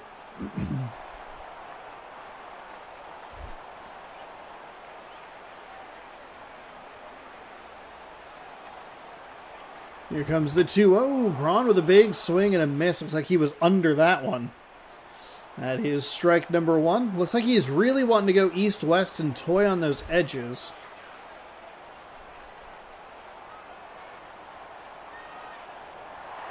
They're going to put the runner in motion. The pitch is well outside. It is an out. So it'll be an out at second on the attempted steal. A ball makes it 3-1. Now it gets interesting here for Ryan Braun. He takes a strike to make it a full count.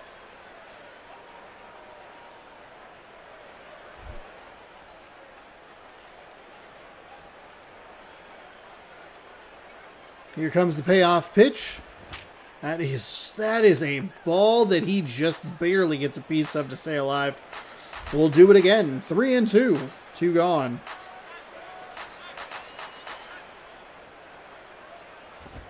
And it's probably a ball again. Jammed him. A little bit better sound coming off the bat. It's foul, and we'll do another payoff pitch. Number 3 here.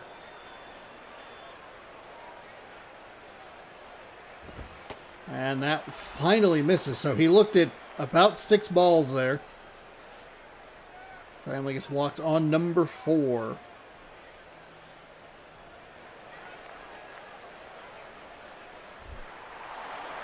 Adam Dunn steps in. 4.05 average. 4 home runs. 9 RBI. Opportunity to swing this game in the Dodgers' favor with one good swing. 1-0, 2 on. Or 1 on, 2 out, excuse me. I forgot that the runner got thrown out at second on the steal attempt. Dunn still able to swing things in the Dodgers' favor with one big swing regardless. It'd just be a 1-run lead instead of a 2-run lead. And that makes the steal attempt look really bad because you'd put a runner on second with just 1 out. That one stays high. Is this pitcher having a little bit of trouble finding the zone? You can kind of see why he would have a 9.0 ERA. Alrighty, shakes his head. They're going to put the runner in motion again. Braun is out at second. 2 steal attempts, 2 outs. It will send us to the top of the second. And my goodness. It's aggressive base running. You just don't know if you love it as far as the Dodgers are concerned. Either way, I guess it doesn't matter now. Sanchez, Carroll, and Estruis stepping up. Or coming up, excuse me, for the D-backs. And it just goes back to the thing where this starting pitcher for the Diamondbacks has a 9.0 ERA. He's not finding the zone consistently. And you're giving him free outs. Seems like some of the frustration that I would maybe have with myself, where you're rolling over bad pitches into double plays, and you're just giving them, you're letting this pitcher stick around, and you should be punishing him. It's going to be a leadoff single here for Arizona, as that gets into center field.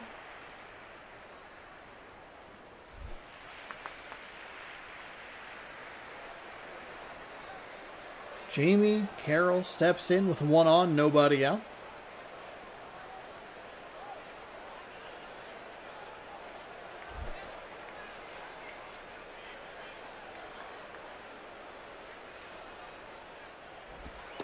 That is just outside for a ball. 1-0.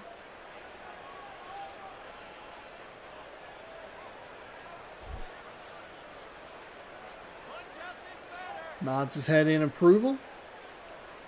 Readies and fires. That'll be foul at the first base line.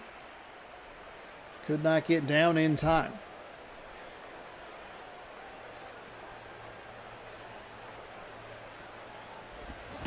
Big swing and a miss. As we see the people stuck behind the advertising board go, "Yeah, I'm here. We're here, everybody."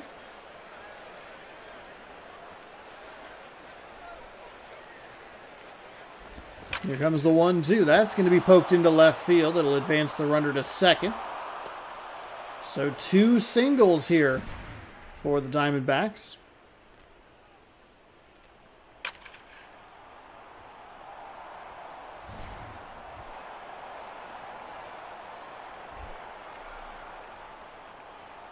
And both singles from the right-handed hitters, the part of the lineup where you would kind of go, okay, maybe we have the advantage, a righty-righty matchup. Now it's the switch hitting Estruis, and then it'll be the lefties. That's going to get pumped into right field. He will round third, and they will round him at second. It'll score a run, so 3 straight singles. And David DeJesus will step in.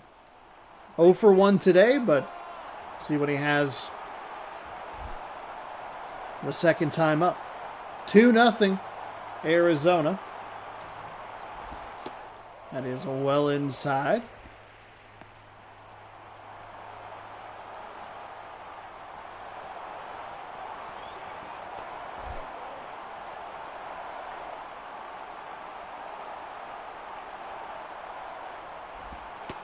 And it is on the outside for a strike.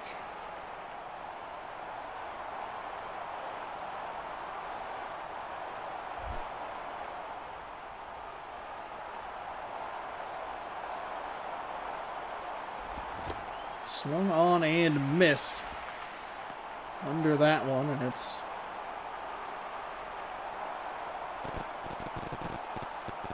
one and two now. Nobody out. I think if you're the Dodgers, you'd trade 2 outs for a run. I don't know if you want to do that as the Diamondbacks, just trade 1 run for 2 outs.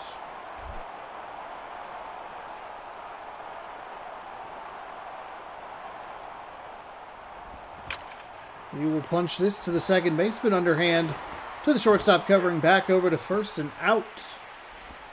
So that is what will happen. Double play. Do we get a replay angle of this? Not really. I think it's probably an out, but you never know. They're going to go to the bullpen. That might actually erase our ability to look at the replay. Renyel Pinto. 7 games, no record, 2 saves, and an ERA of 8.53, 6.1 innings pitched, 3 walks, 9 strikeouts. As it is now a 3-run game. That does take away our ability to look at the replay. Brutal.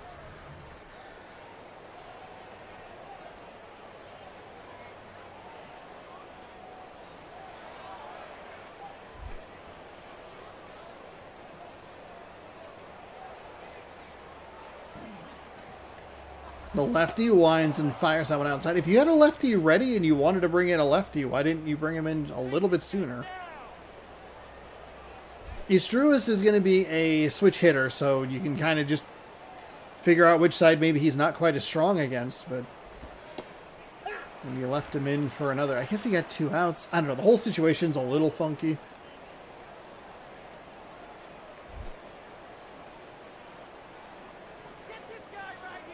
The bases are clear. 2 gone. A 1-1 pitch.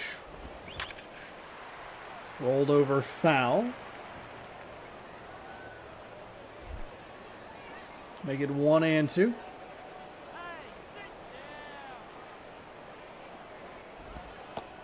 That is outside. 2 and 2.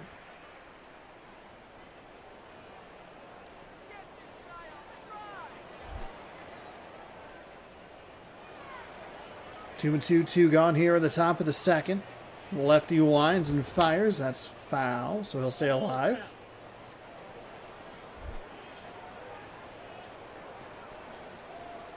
Man, that top of the first was so long for Arizona. That's rolled right back to the pitcher. Lobs it over to first, and that will take care of it. But Arizona scores 2 more. Dunn, Stanton, and Dumit coming on in. Or coming up for the Dodgers in the home half of the second. See if they can get anything going.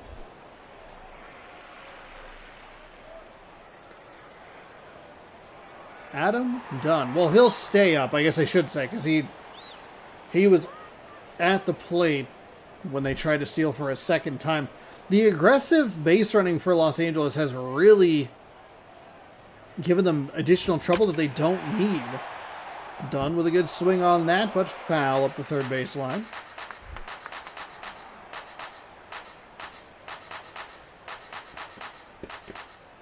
Clap, clap. They had 2 outs at second base on attempted steals in the first inning alone.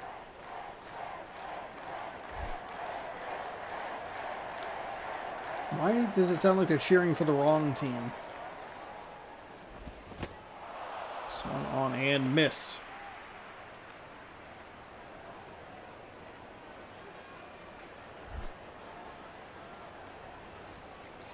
Here comes the 1-2. Righty is ready. He will fire. That is, I mean, that's the perfect place to put that. He still can't even get it. Diving after it. Way to be the shift Adam Dunn. And again, you look at it. Los Angeles gets a single, right? Juan Pierre is the leadoff guy. He gets out on a strikeout. Sure, fine, whatever. It's a hit, and then a walk, and then a single.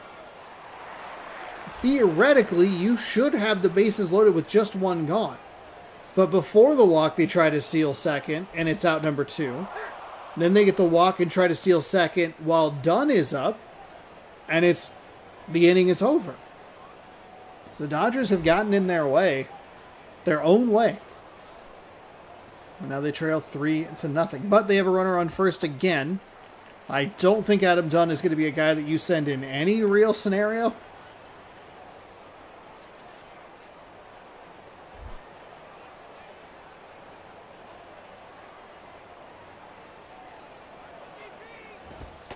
Watch the DP, everybody. That's YouTube After Dark.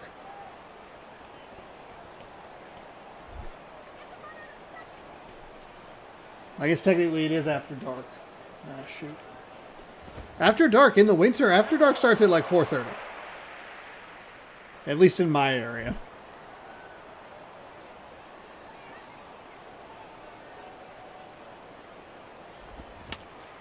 That one's fouled away.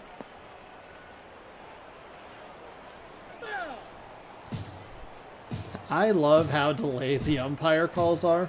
And it like rolled to a complete stop, and then he was like, foul! That one's rolled to the shortstop. He'll fire to second. The turn to first is late. So he will be safe. They do get the lead runner done at second. It was a slow roller. At least you get the overhand throw. And you got two things in your favor, Arizona, from an animation standpoint. One, the shortstop threw overhand instead of an underhand lob. And two, even though the runner slid into second, it didn't initiate that tumble animation, which slows things down. It was just too slow of a ball to be able to do a whole lot with. That is foul ball. Foul ball. That is a foul ball.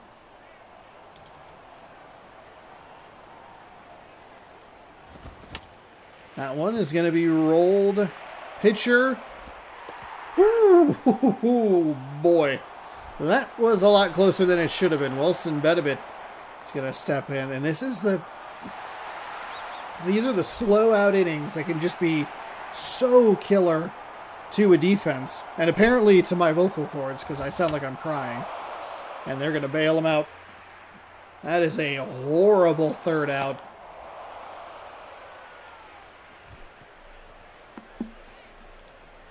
The Dodgers definitely got in their way in the bottom of the first, but the bottom of the second just did not break in their favor. Votto, Gordon, and third guy coming up.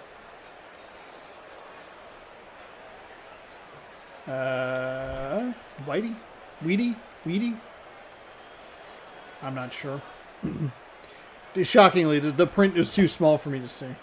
Hey, it's almost like you need to get your eyes checked or something. 2026, the year that maybe I improved myself.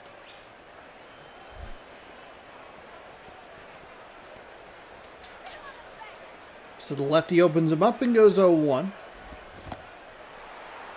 It's the swing and the miss right there. If you did miss the starting lineup, the top four batters in the lineup for the Diamondbacks are all lefties. It's two switch hitters, two righties, and then a switch hitter at the bottom of the lineup. So a lefty is a good pitcher to have in. You just probably would have liked the lefty to come in after Estruis rather than one extra batter that the righty faced. It was a double play, so it gets kind of funky. But if you can get a result like that where it's a strikeout and then induce a double play, you can save yourself a run. And then every time I have mentioned that, like, hey, the double plays are maybe the most inconsistent thing about this game. It is really bizarre. And, frankly, truly wonderful. That pitch misses outside for a ball, 1-0.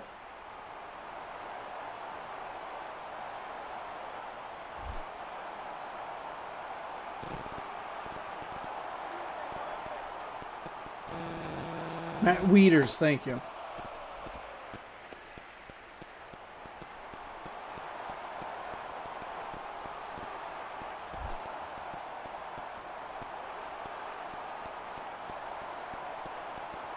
How are you doing today? Nice to see you. That is hit well, but foul at the first base line. It was a good sound coming off the bat. The game doesn't have a lot. I think it has 3 bat hit sounds. So it does sound better than it looks. Big swing and a miss there.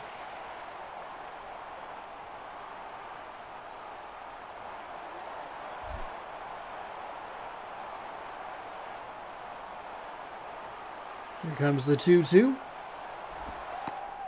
That just misses on the outside and cannot induce the swing, so good eye.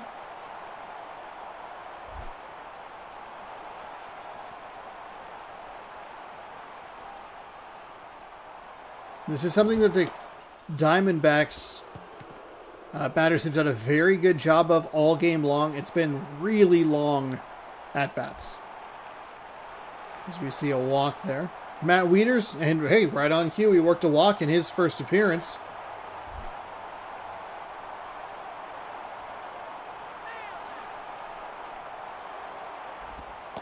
That gets the bottom of the zone for strike 1.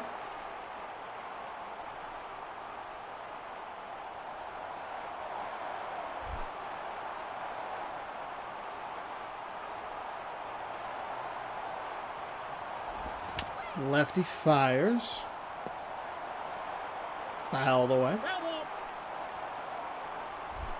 So 0-2, 1 on, 1 gone. 3-0 lead here for Arizona, as that's way low.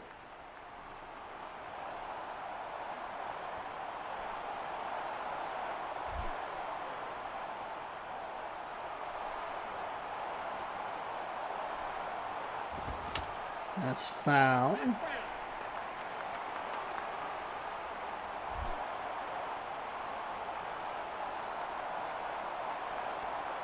So 1-2. Swung on and missed. So Wieters set down on strikes. Now 0-1 with a strikeout and a walk. Brian Pena 0-1 with a strikeout. A low batting average of 154 this season.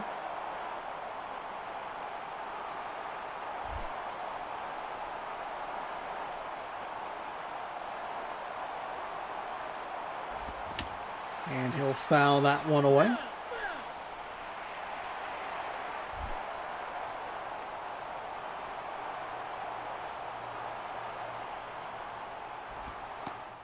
And that's outside for a ball.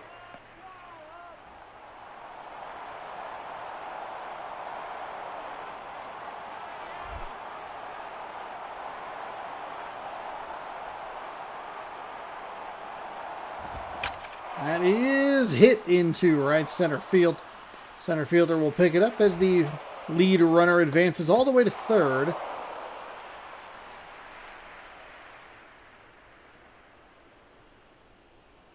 Must have been 2 outs, so I think you could just go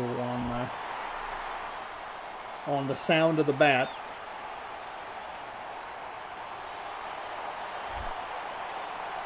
Was indeed 2 outs. So Arizona looking for just a little extra more insurance. Some insurance on their insurance. 90 feet away. 2 gone though. The Dodgers have just not had a good game. That is, just above the outstretched arm. He must have had the timing a little bit off. Wow. And that was, if that throws a little more on target, it's probably out number 3.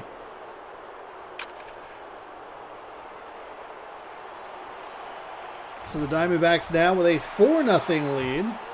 Take a quick look at that replay. Not that there was anything super funky with it, but let's see. Where's his high point? Here?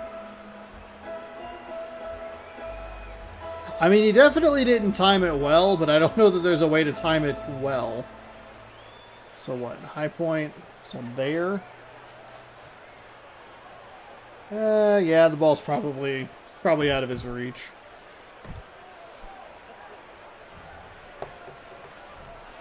So into left and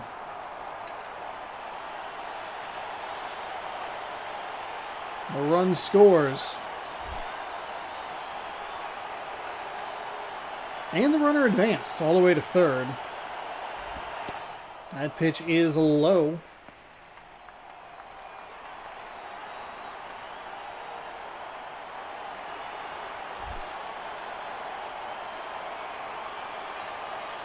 Lefty readies. He'll fire, and that'll be out to center. Should be a routine out, and it is. The side is finally retired, but Arizona puts on a little more insurance. Beckham, Pennington, and Pierre coming up for the Diamondbacks. Their last chance in the bottom of the third. 4-0. Gordon, Beckham, good-looking average. Every time I say that, they end up out very quickly. But, you know, sometimes that's just how it goes.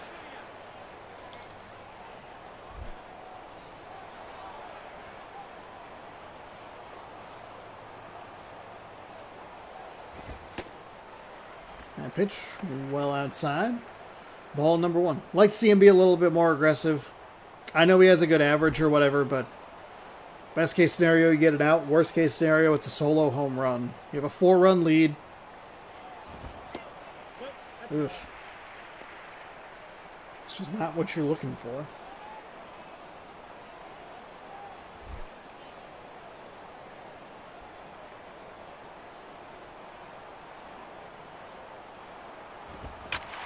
Ooh, that's hit well.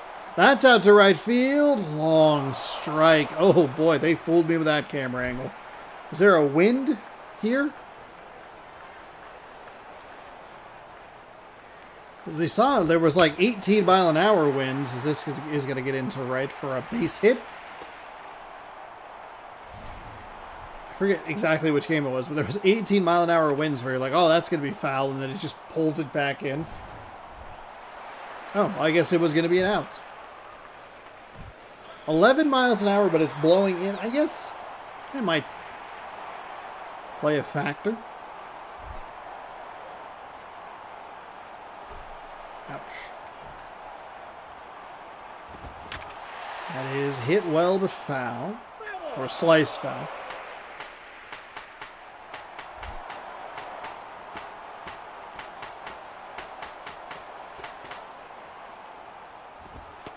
That misses low.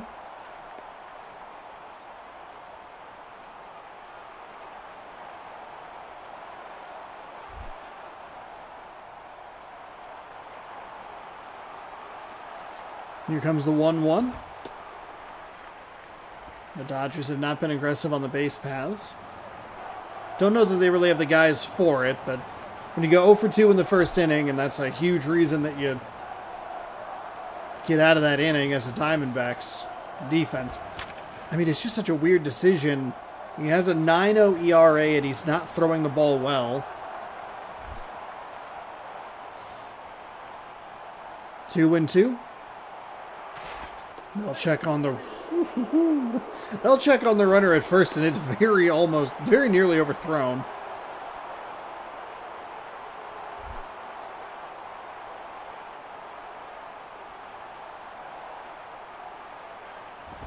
There's the 2-2, swung on and missed. Maybe a pitch that stayed a little more up in the zone. It's a two-seam fastball, 93 miles an hour, late and under it. And that is out number one.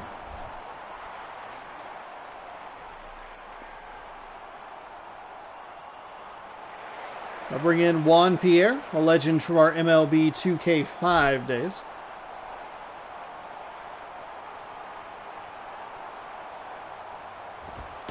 That is in for a strike.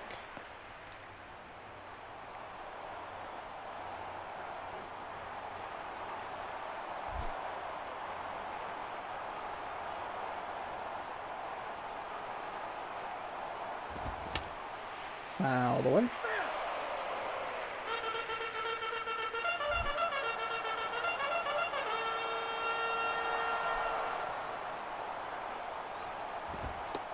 That misses low for a ball. 1-2 now. Diamondbacks looking for a double play to end this game. I believe you get to 500. I think their record is 14-15 at the moment. That's fouled off. We can check, because I have the thumbnail here. Yeah, they are. They would get to 500 if they are able to secure the win here. Dodgers not looking great, 12-16.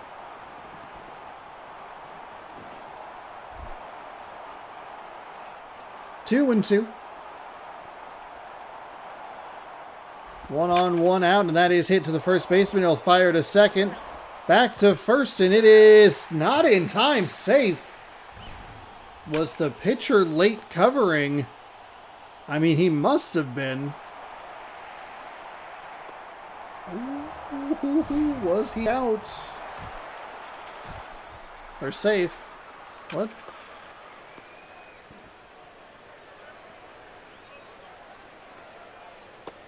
Oh my goodness. There's the sound of the ball hitting the glove. And there it is. He is... That should have ended the game. Wow. So a bit of a break. Well, yeah, because the guy's foot is on the bag. Huh. Well, that guy's shadow disappears. Huh. Alright, well, the Dodgers get a little bit lucky here with top speed, so it's not the most surprising thing. Oh, the last thing that I wrote was Dodgers outs, so it'll be Dodgers, quote, safe, May 3rd, and then it was what, where are we? About 220-ish. Ooh, that's rolled foul. So 2-ish.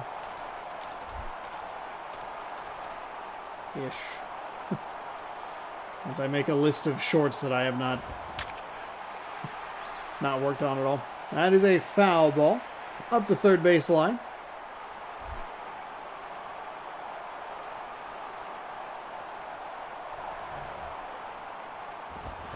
That will be hit. Second baseman scoops it and fires. It's just a few extra pitches that the Diamondbacks have to throw. And obviously at a 4-0 game, it's maybe not the most... It's not the worst thing in the world, but... Still funky to see how often the calls get missed. And how it feels like you can kind of identify... Like, oh, that looked funky. Of course, you commentate, well, we're on, what, day 33 of this or something like that? 32 times 4, 128 games, something. Either way, Bud Norris is your player of the game. 3 innings, 3 hits, 2 strikeouts. Drops that ERA down to 7.07. And does improve his record to 2-3. Anibal Sanchez drops to 3-3. No home runs on either side, but Arizona does pick up 4 runs. 1 in the first, 2 in the second, 1 in the third. Adam Dunn was 1 for 1. Alex Gordon 1 for 1 with an RBI, a double, a walk, and a run. So a good day for him at the office. And with that, that'll do it. All 4 games today. Oh, and a nice tidy stream. Thank you so much, MLB 11 the show. I really appreciate you. I appreciate you for watching. I appreciate the game for cooperating. As we will go ahead and take a look at the remainder of the scores that we need to take a peek at. The Brewers beat the Astros. That's good news for the Pirates. 16-12. They are now half game up. Half game, whatever, separates those two teams. Giants over the Rockies. That's big for them. I thought the series would be bigger, but the Giants struggled against Cleveland in the weekend set. So they do need... I was hoping this would be a more interesting series, but they do need these wins against the Rockies because these are the last times that they'll face each other. Yankees over the Angels. 1-0. Diamondbacks beat the Dodgers 4-0. We watched that. Padres over the Phillies 1-0. And the Mariners 3-1 victors over the Athletics. They improved their lead on them in the division. It was interesting going into today. The Mariners were 18-10. Every other team was 13-15. They were all 5 games back. Kind of wild. Let's go ahead and get this saved. And while I do that, I can let you know that I appreciate you watching. Thank you so much for hanging out. If you haven't already, please consider hitting that like button. Free and easy way to support the channel, which I do appreciate. I'll be back tomorrow.